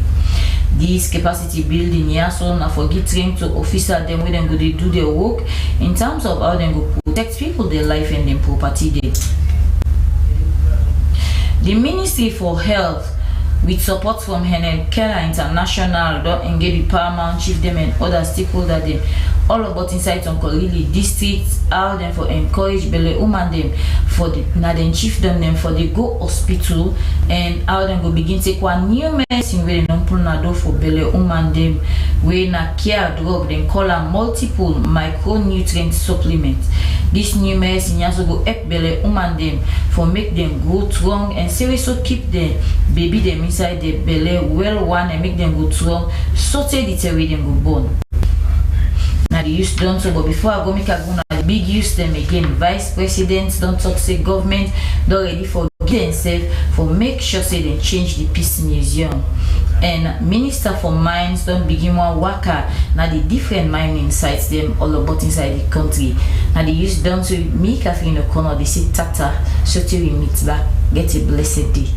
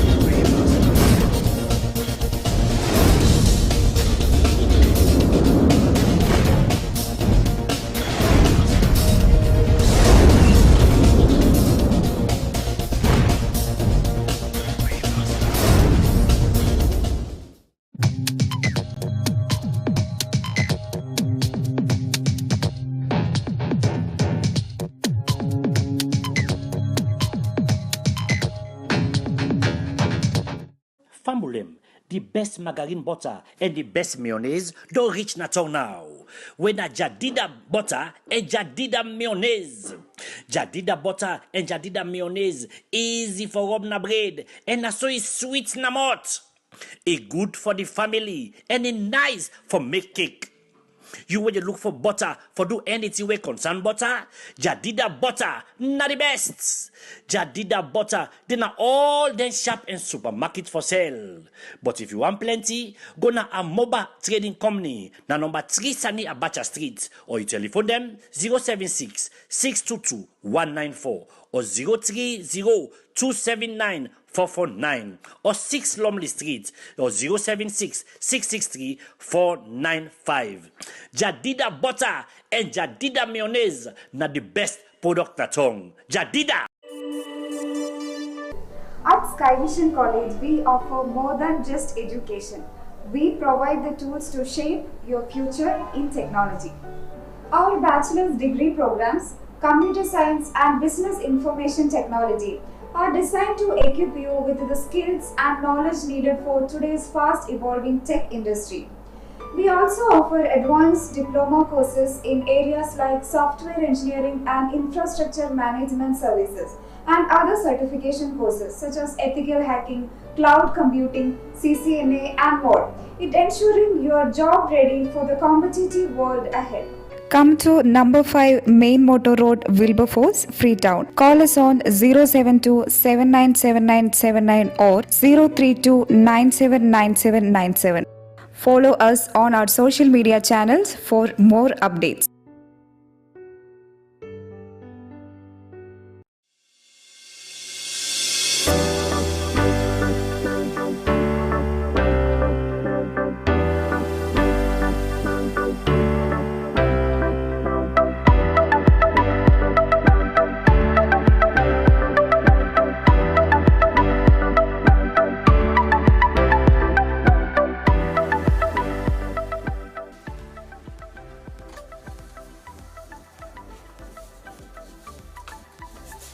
I am Aminata Fofana, a reporter, a presenter, and an anchor for the SLBC. I am Dennis Fraser, reporter and presenter here at the Public Broadcaster, and this is the SLBC. Hi, I am Cynthia Kamara, a news anchor, a reporter, radio presenter, and announcer. I find pleasure in keeping you updated, and it's a pleasure. Hello everyone, I am Stella Frederica Bangura, a reporter and presenter at the Sierra Leone Broadcasting Corporation. Stay tuned all day, every day. Cheers.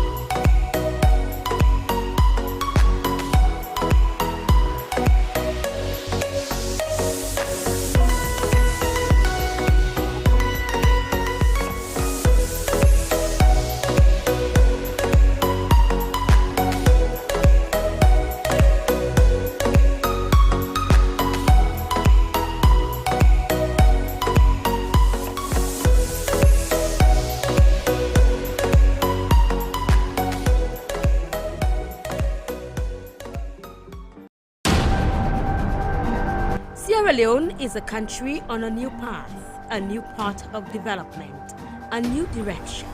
As we awaken to a new sense of patriotism and pride as Sierra Leoneans, the SLBC brings together enlightened senior citizens with much experience to help steer Sierra Leoneans on the path of a defined course of pride and consciousness, a constructive nationalism.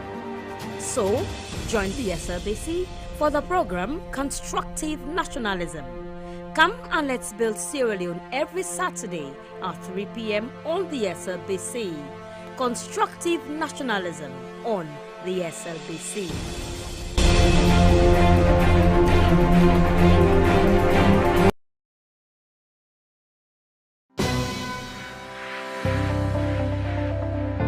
Are you tired of watching or listening to uninteresting television channels? Then your worries have been addressed, as the SLBC Podium is the answer to your concern. The SLBC television show, The Podium, is one of the programs you can't afford to miss as a guest or a viewer. Oh yes, Podium is a show where the mighty and the low will like to sit, because it is a trusted medium to channel your views, concerns, and aspirations for Sierra Leone and other happenings around the globe. Podium is where you get breaking news, because everyone wants to talk to us. If you hear it on Podium, ask no further. Don't forget to join us every midday from Monday to Friday as we ask the hard questions that you otherwise would have asked to the newsmakers, the movers and shakers of events. Don't miss the opportunity to be part of Sierra Leone's topmost midday show, The Podium, where the agenda is set for others to follow. Thanks for watching. God bless you. Goodbye.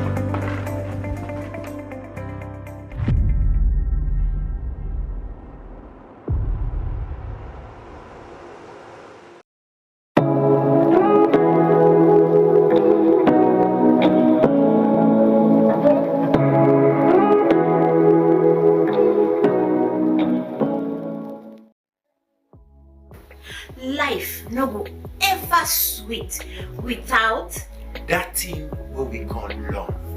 Now that make Love Factor a very good program where any big person can look and enjoy. Now the kind program where you for spend time for watch. Now the kind program where you for spend time for sit down for look. And this program it made I don't learn from and I wonder you say life. The Love Factor show is about family, love, counseling, relationship. We say we build and maintain relationship. This is a program we say we counsel you for let you know how for them with your partner, let you know how for settle disputes between you and your heart to heart. Well, you don't hear it for yourself.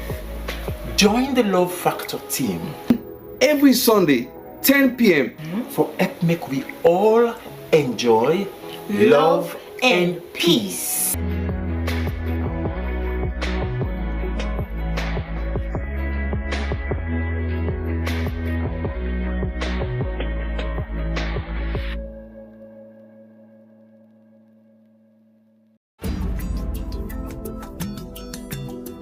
Where use? You get use? Yes, I get use. This is the program where they give you the use where they happen all about the country. Inside where use, we go take you text, Facebook and WhatsApp message. You complain where you go send us letter to the producer.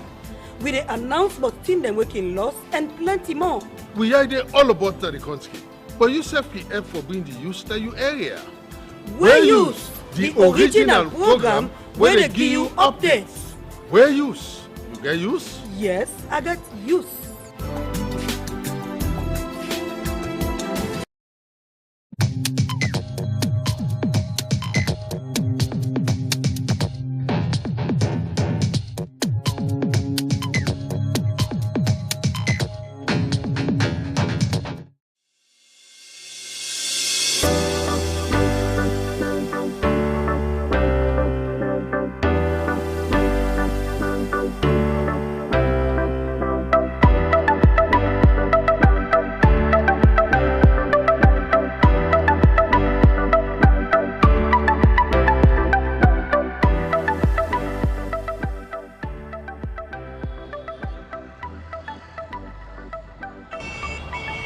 My name is Samuel Bangwa, a camera operator at SLBC.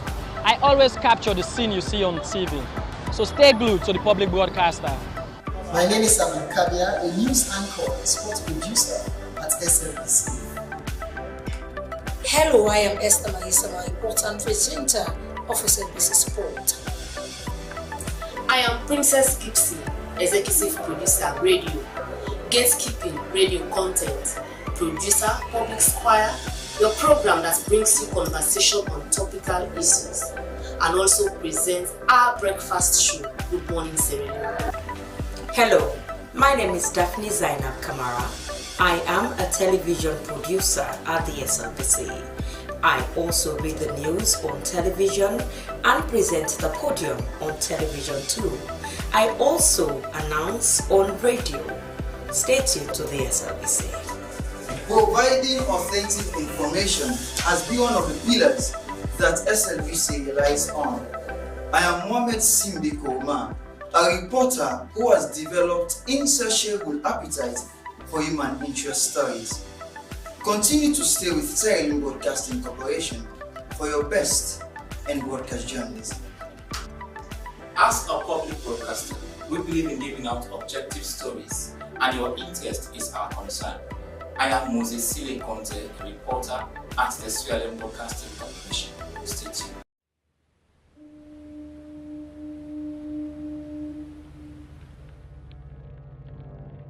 A place cannot produce poems.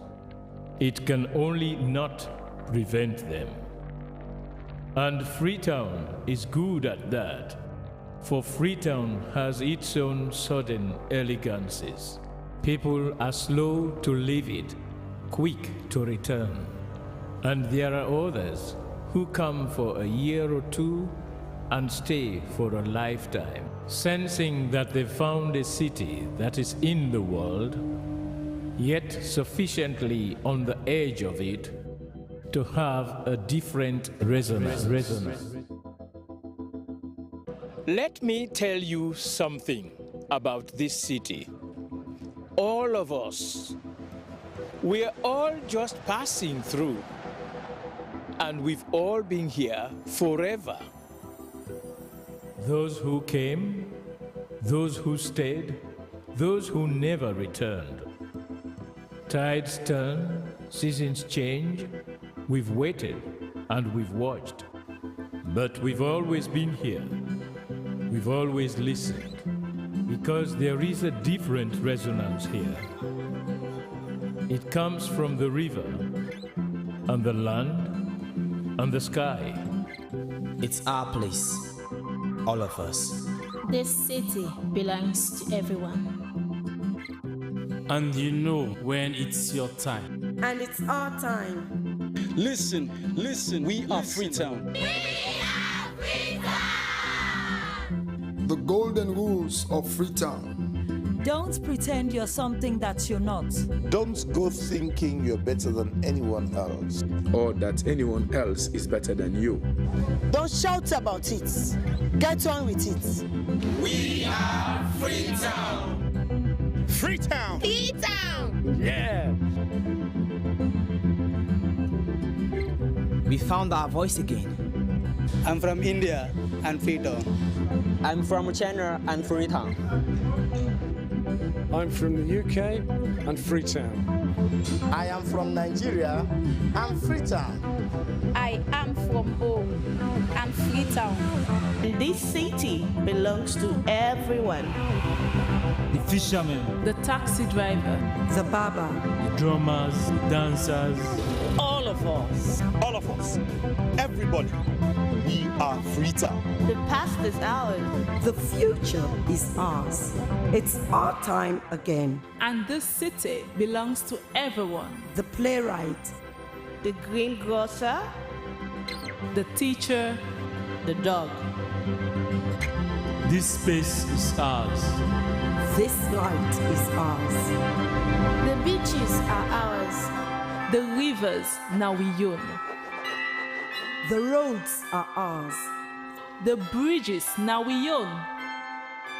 We are Freetown.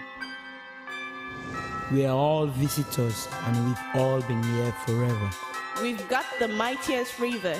And the biggest sky. And there's a resonance again. Freetown. Freetown. We are proud of this place. We love this city. And we want you to love it too. We are proud of this place. Na pass we all dey pass like stranger dem, but we all don't dare from there.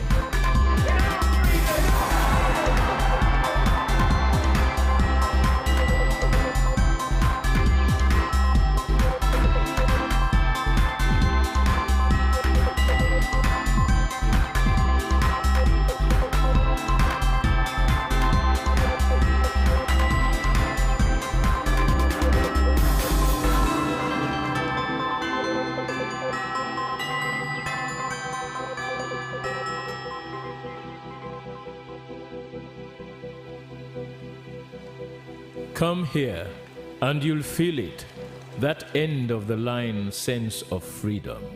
Say yes to Freetown. Say yes to freedom.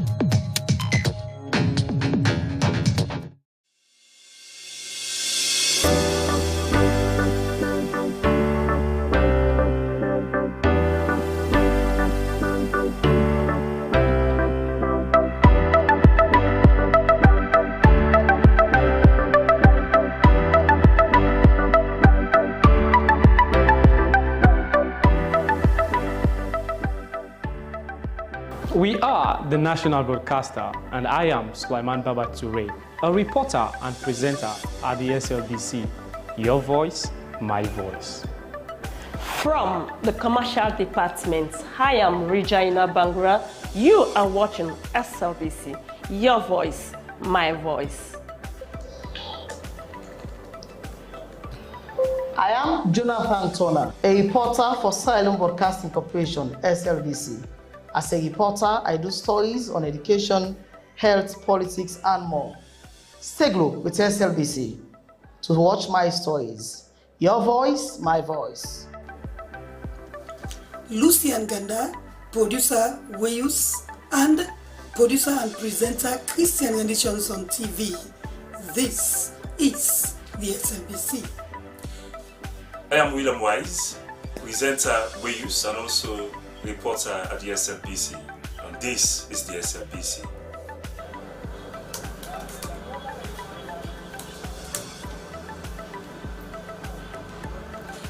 I am Salma Tabak, television executive producer. I produce programs on both radio and television. I'm a news anchor, a presenter, an announcer on radio. I enjoy what I do because I serve a public service broadcaster. It's a pleasure to work with the SLBC. I am Tilly Koma, Head of News and Current Affairs Unit, Sierra Leone Broadcasting Corporation. Our news hour now covers several segments.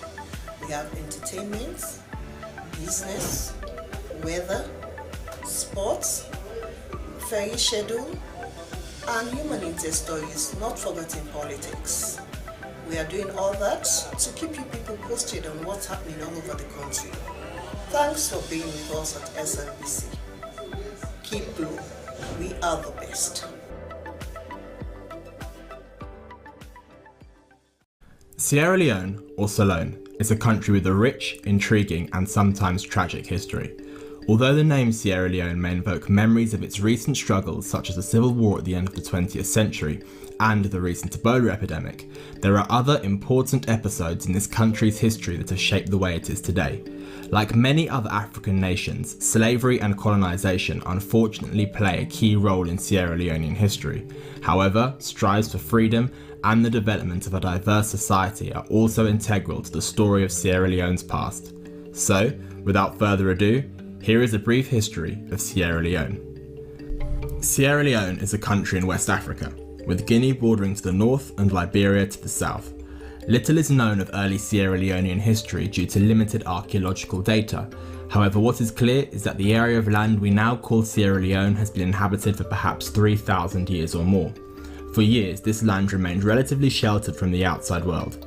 In this time, a number of tribal cultures had developed, such as the Shebro, Limba, Loko and Temne, all of whom remain living in Sierra Leone today. Nevertheless, such isolation from the outside world would begin to change. In the 1400s, the Portuguese were prominent global explorers and had made various interactions with people up and down the West African coast.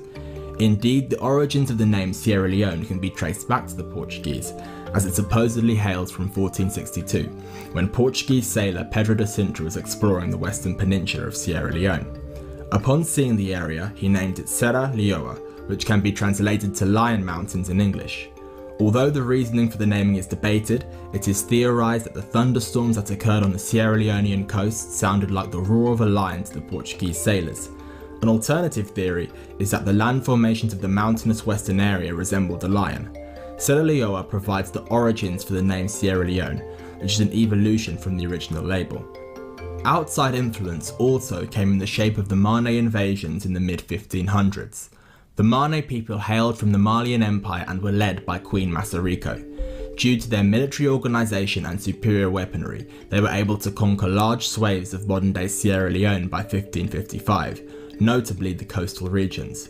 Nevertheless, these invasions are hugely culturally significant to the makeup of modern-day Sierra Leone. For example, the Mende people, who account for roughly 30% of Sierra Leone's population, have been greatly linguistically and culturally influenced by the Mane. Gradually, over time, the Mane assimilated into the population of the existing tribal structure in the region. Throughout this period, Islam also began to gain more influence in the area, with Muslim missionaries, traders and teachers from the East peacefully spreading the religion. Due to this, Islam remains the largest religion in Sierra Leone today, accounting for about 78% of the population. Despite the earliest European interactions in the area coming from the Portuguese, the Western power that has had by far the greatest impact on Sierra Leonean history is Britain. Although the British traded with the indigenous peoples for other goods, Britain's main interest was the trading of slaves. The capturing of slaves in Sierra Leone can be traced back to the Elizabethan era and further, where notable English privateers such as John Hawkins and Francis Drake captured slaves from Sierra Leone.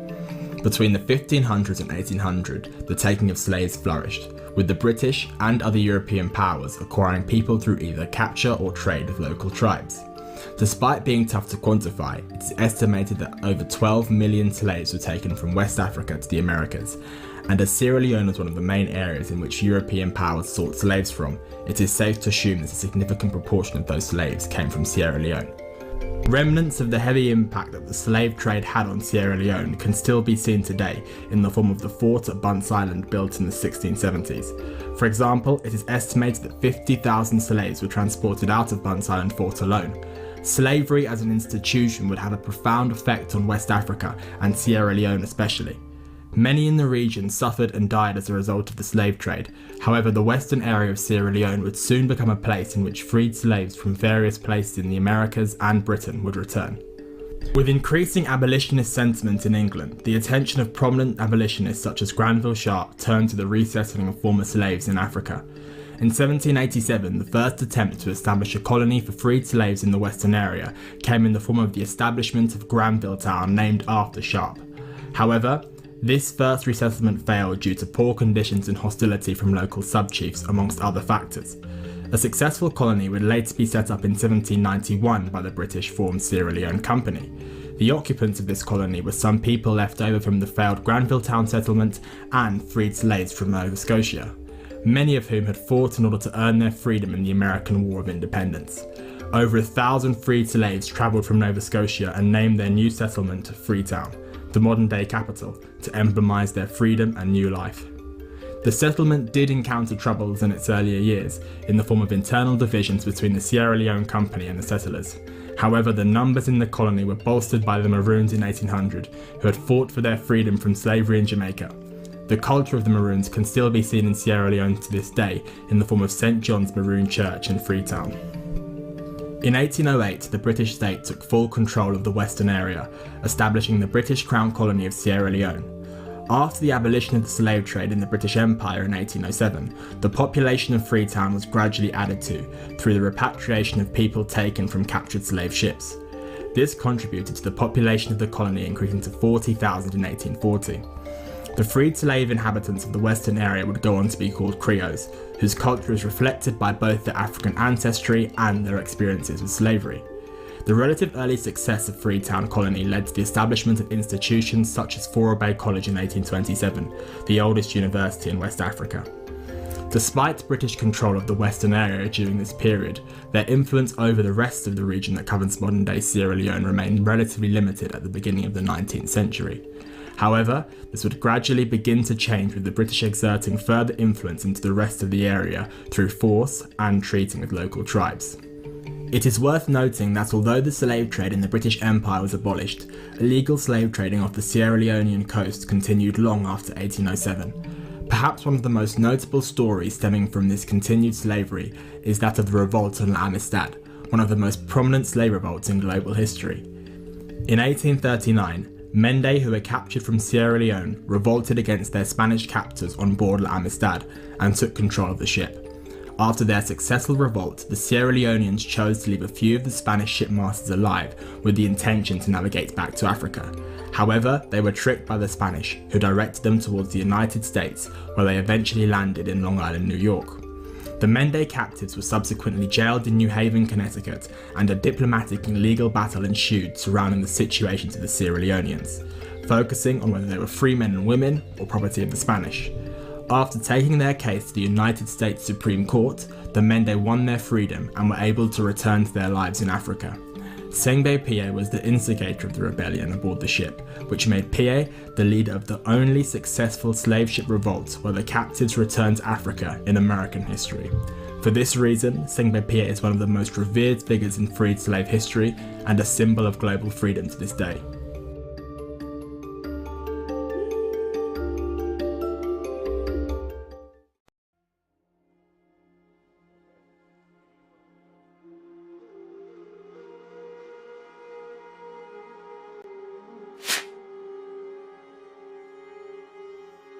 Sierra Leone, a country that is known for its sandy beaches, natural resources, and friendly citizens.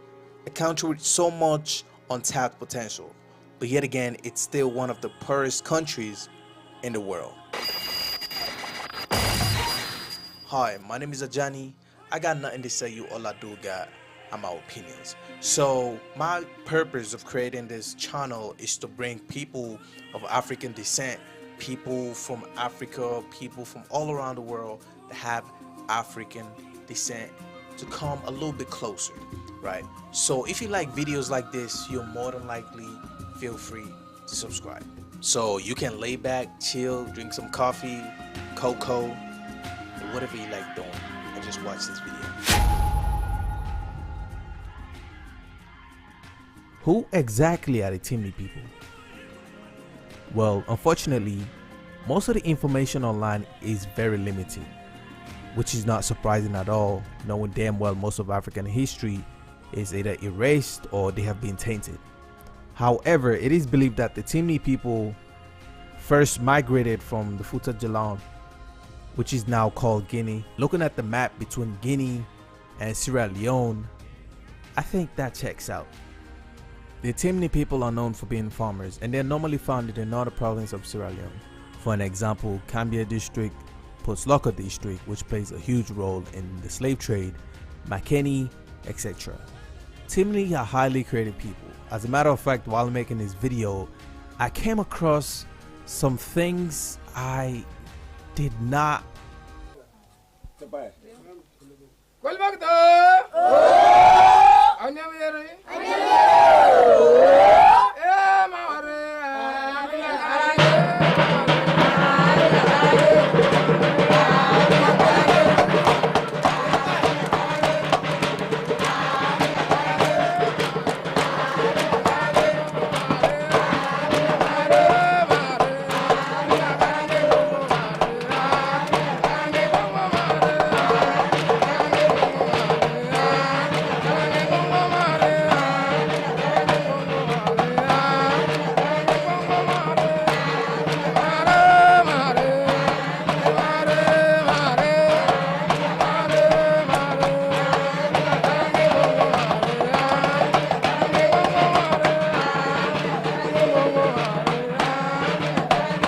Now that we will listen to a piece of the audio, that should give you an idea of what the Timni people were or what the Timni people are. You get what I mean? A lot of the time people tend to not give enough credit to our ancestors, or people tend to have a very skewed mindset of what our ancestors were. So even though nowadays most Timnis are Muslim, back in the days, and I'm pretty sure even now some specific part of the Timni culture, they believe in gods, right? So one of the high gods is called Kuruma Saba, right? Doing my research, right, coming across that name automatically rings a tone. It just flips a light bulb in my head, because when I was young back in Sierra Leone, I used to remember some people used to use that name, Kuruma Saba. You get what I mean? So I'm pretty sure even nowadays, because I haven't been in Sierra Leone for a while, for a long time. So I'm pretty sure even nowadays there are people that still believe in the gods in Sierra Leone that are Timni. Religious beliefs. The traditional Temne creator high god is Kuruma Saba, who, in judging the Temne, is thought to be kind, generous, just, and infallible. Kuruma Saba is never approached directly, only through patrilineal ancestors as intermediaries. These ancestors also judge their descendants. Sacrifices are offered to them to obtain help for the living. Various non-ancestral spirits, some regarded as good and helpful, others as mischievous and even vicious, also receive sacrifices and make agreements to help, or at least not to harm, the living. Temne also believe in witches, Rashir, individuals, both male and female, who can make victims fall idle, have an accident, or even die. The identity of a witch may be determined by several divinatory techniques, and once identified, can be countered by magical medicines. Especially useful are swearing medicines. which bring illness and death to an identified witch, thief, or other target. Borrowings from Islam and Christianity have altered many traditional beliefs during the 20th century. So, knowing the fact that life started in Africa, and every single African country that you go to, if you look back to the history, you will see that they were worshiping gods or they were worshiping spirits or both, right? And knowing that Africans, we are all related, I'm a little bit curious as to how Sierra Leone, how Themnes, Limba, Mende, Themne, and all the other rest came to be. I mean, of course, there's stories of how what happened, but I'm a curious person. I always want to go a little bit further than that. I always want to go back and back and back. Of course, if we look deep enough, we are all related, which I'm not doubting at all. But I'm a little bit curious as to how far deep we can go, knowing that for the most part we might not go too deep because most of our history is either erased or the people that had the history that know the stories passed away. Ceremonies. Ceremonies are held for most life stage transitions for both sexes. For women, circumcision, coming of age, initiation into the Bundu society, marriage, and giving birth are paramount. For men, circumcision, initiation into the Poro society, marriage, and fathering children are most important. The primary public...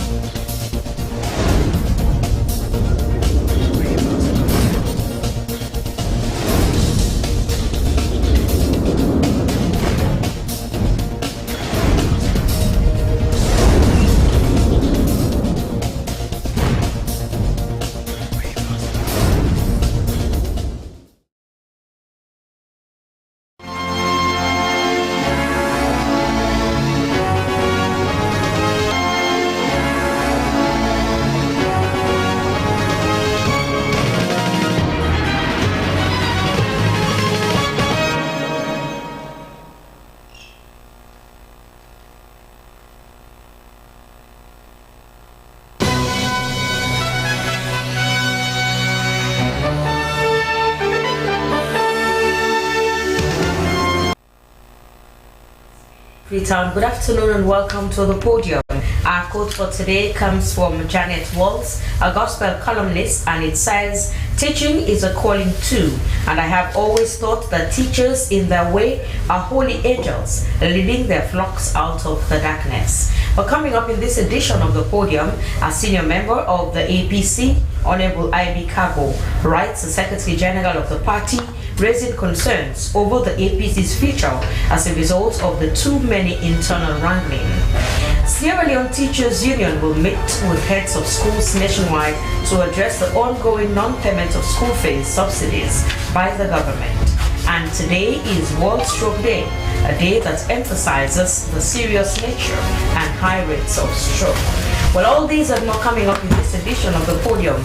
You can be part of the show. Send your messages to 030-073-719. The number is 030-073-719. This is the podium. My name is Daphne Zainab Kumar.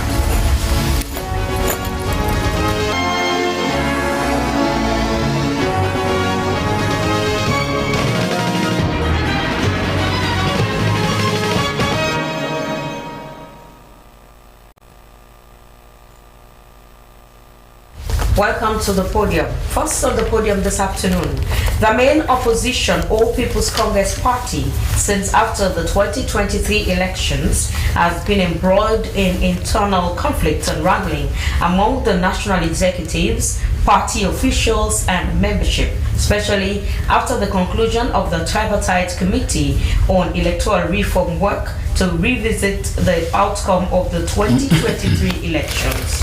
Recently, moral guarantors visited the party's office to assess 1 year into the implementation of the recommendations of the tripartite committee, and they were greeted by protest and counter-protest by some party supporters against some members of the national executive. A senior member of the party, Honorable I.B. Kago, in a recent letter addressed to the Secretary General, has raised concerns over the APC's future as a result of the too many internal wrangling in the party. In the studio, I have the Honorable I.B. Kago. Good afternoon and welcome to the podium, sir. Well, thank you, Zainab. Thank you for having me this afternoon. Now, before we come to the contents of the letter, I know the intro states that you wrote the letter because of what's going on. Let's talk about what more prompted you to author such letter. Well, in the first instance, after the 2023 elections, we suddenly discovered that the party was taking two different directions. In the first place, we all agreed that elections were not totally transparent and fair. We all agreed that we should look into the elections themselves, and all these concerns led to the setting up of structures to begin to address the problems. Remember, we had the Bintumani conference where Samura Kamara, our own candidate for the elections of 2023, took the lead role and signed an agreement with the government of Sierra Leone, beginning to address the issues of the 2023 elections. After that, we had a tripartite. After the tripartite, the committee came up with recommendations which are now being looked into and being addressed. But my worry is that even in the face of all these developments, I see a total division taking place within the party. A group of people supporting Dr. Samura Kamara, stating that nothing else should happen until after we would have addressed the issues of the 2023 elections. And there is another group that seems to believe that we should go ahead with party matters, notwithstanding our concerns about the outcome of the 2023 elections. So these two groups have been creating problems for us within the party, to the extent that even the social media bloggers have taken sides, to the extent that the party is assuming a situation of disarray, and we don't want that to happen. So I wrote a letter to the Secretary General expressing concern about the present state of our party, and I also suggested to him that could we convene a meeting of the party itself at a special national conference so that we could address these issues. Of course, I also suggested that in the event that the party is not in a position to convene a national conference, could we have an expanded NAC so that all stakeholders can come to that meeting and hang heads to find a way forward for our party. My position is very, very clear. If we make one more mistake and if we lose one more election, the party will be seriously affected, and its future will be in disarray. So to me, I found it necessary to discuss these issues.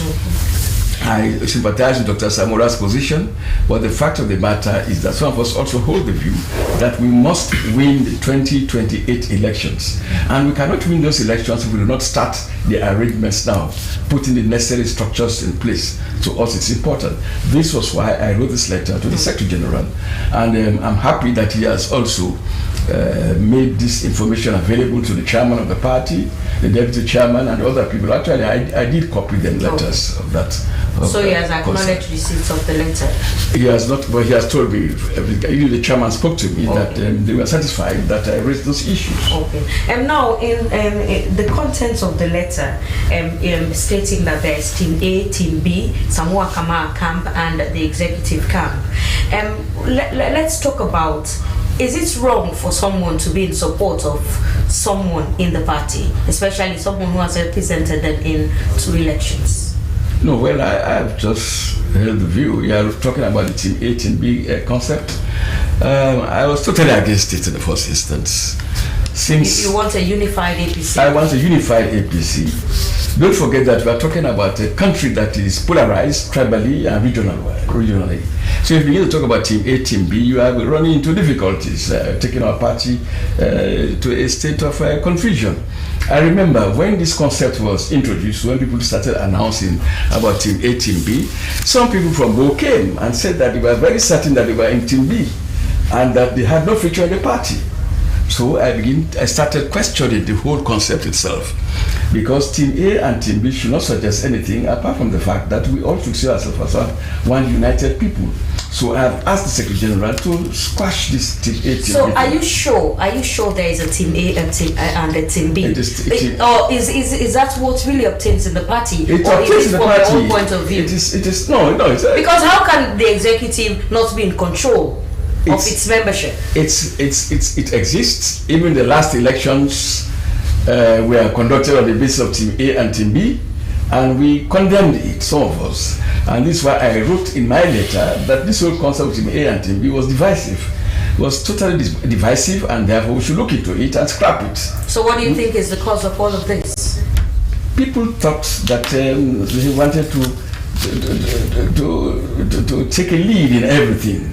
And to me, that will introduce... People like who? The people who introduced the concept of Team A and Team B. And I think that in a country that is tribal, already some people are saying that all the Northerners belong to Team A and all the Southerners belong to Team B. And that's unfair. You cannot run a party in that manner. And therefore, I have told people that what we intend to do is to unify the party. And this was the raison d'etre, in fact, for writing that letter to the Secretary General, that we should sit down, discuss this issue. This whole Team A, Team B thing should be addressed. And even the whole idea of Dr. Samora Kamara's position and his status must also be discussed. Otherwise, it will drag us on and on and on the 2018, and then we'll be found ill-prepared for the elections. And we cannot afford to lose another election. You know, Dr. Kamara was elected in the National Congress. Yes. So do you think his position is in contention here? It is not in contention. The Constitution is very clear. The Constitution states quite clearly that... Well, there's not been any National Congress yet. No, there has not been any Congress. But so is he not eligible to still be the flag bearer of the party? I will come to that, but the Constitution speaks for itself. The Constitution is very clear that if you contest and do not win, automatically you're out. After 6 months, you should hand over the leadership of the party. Okay. And I think this is what Samora himself has done. He's no longer the party leader of the party. Okay. But I also know that because of this tripartite situation and because of this non-conclusive nature of our elections, if I should put it that way, there are people who believe that Samora Kamara is still relevant in this whole process. And this is why I think that all of us should sit down and hang heads on this matter to find ways by which we can resolve this matter. Okay. If we need to resolve it. And you also, apart from this Team A, Team B conflict, you also raised the issue of indiscipline amongst party members. So how do you think that can be solved? I've been in the party for years, but it's the very first time I see people insulting the mothers of the leadership of the party, insulting the mother of Samora Kamara. This is indiscipline. This is not the way to run a political party. How did we get to this point? And this explains why I need this meeting. We need to sit down and hang heads. Suddenly, we've discovered that nobody is in charge. Right? Even the chairman is afraid to take certain decisions for fear that somebody will go to social media and insult his parents. This is not the way to run a party. This is not the way to be part of a group. To me, it's important. So indiscipline to me is important here. And people also know the provisions within our own constitution. And they violate this constitution without looking behind. And to us, it is totally unacceptable. Okay. This is why I raised the issue. Before we come to solutions you might want to offer for all of what you stated in your letter. There is a part which says you want that the APC's present state could have dire implications for its future electoral success. How? Simply because if we are ill-prepared, if we find ourselves in this state of disarray, we find ourselves in this confusion, no peace, no unity within the party, we may not be able to compete in a Are you sure? Because we see more than that before the 2023 elections. No, this is but different. yet they were unified and they selected flag bearer. I've been in the party for years, so I know that it was different. In the end, because in the case of Ernest Kuruma, when he fell out to some members of the party, we had a court to take the decisions. So we knew where we stood. But this time around, we did not go to court. There is no court to take the decisions. But I'm still saying, and this is simple common sense, that in a party where there is no regard for authority, in a party where there is no law and order, where everybody goes on social media to have his own say, there is no central point of discussion and dissemination of information, then of course you run into serious difficulties. This is why I included that paragraph that we find ourselves in this present state up to 2028. I'm afraid we may run into serious difficulties. Okay, so let's come to solutions, because first you asked for an emergency delegates conference or something. Let's talk about what you offer to solve all of this. Well, in the first instance, the reason why I wrote this letter was because I wanted us to come out with solutions to solve this problem. Okay. In the first instance, I want a meeting of NAC or a national conference for us to put on the table to discuss these issues. Are you still in NAC? No, I'm not in NAC. I'm a member of the Elders Council of the party. Okay. So we can come together, talk about this matter to find a solution. We must find a solution. And one thing that we must also be very clear about, Samura Kamara has played his own part. And we should not humiliate him. We should see him as somebody who actually represented our party. But when it comes to a certain point where the party comes first, we should also discuss with him for him and his group to see reason why the party should forge ahead to undertake other activities. Now, we should not forget that we are not the only party in this country. There are other political parties. The SLPP is celebrating that we are in this kind of disarray. Now, when the time comes, they are going to contest elections. They're not going to wait for the APC. And when they contest elections, we will find ourselves difficulty in trying to clinch the leadership of this country once more. And this is what we want to attain, to take over the power of leadership in this country. But if we are in this disarray, we cannot achieve that. This is my position. So to come back to your point, we will sit down as elders, as people interested in the party, to discuss these issues. And Samura Kamara should be part of this process, so that all of us agree as to how to address these issues, to bring back peace, unity, and sanity within our party. Okay, well, continue to stay with us in the program. We'll come back to you as we move over to another issue for this afternoon. Today is World Stroke Day, to emphasize the serious nature and high rates of stroke, as well as raise awareness on the prevention and treatment of stroke. Worldwide, brain stroke is the second leading cause of death and third leading cause of disability, second leading cause of death. This year, World Stroke Day's theme is Greater Than Stroke, active challenge, which highlights the power of sport to raise awareness about stroke prevention and rehabilitation, engaging people from all walks of life. Well, to further this discussion on the significance of today, I have in the studio Eunice Asise, the media coordinator of Stroke Victims Association. Good afternoon and welcome to the podium, sir. Thank you very much. Now let's talk about the significance of World Stroke Day before we come to your activities as an association in the country. Okay, first of all, let me just make it clear. I'm here representing the Stroke Survivors Association. Okay, stroke, not Stroke Victims Stroke Association. Survivors Association. Stroke Survivors Association. It's a member of the International World Stroke Organization, number 1. It's a registered organization. It's at its offices at number 8 Ambrose Street in Central Freetown. Okay, sir. Yeah. World Stroke Day today is just part of what we call Stroke Awareness Month. It's a whole month celebration which focuses at having global unity in the prevention and treatment of stroke. So this is just it. And then, as you said, the theme greater than stroke. All we're trying to do with the theme this year is to mobilize community strength for the prevention, treatment, and recovery from stroke. Okay. So let us know more about the organization, Stroke Survivors Organization. What do you do? Yeah, what we do, we address, first of all, the word survivors is an association of people who have survived from stroke, not those who have died. Unfortunately. We know survivors in itself, that's a meaning. So we come together to we talk about prevention, treatment, and recovery. We support each other. Okay, by exchanging experiences, meeting from time to time, making home visits, helping to provide medication and all of that for victims. So what's the strength of your membership?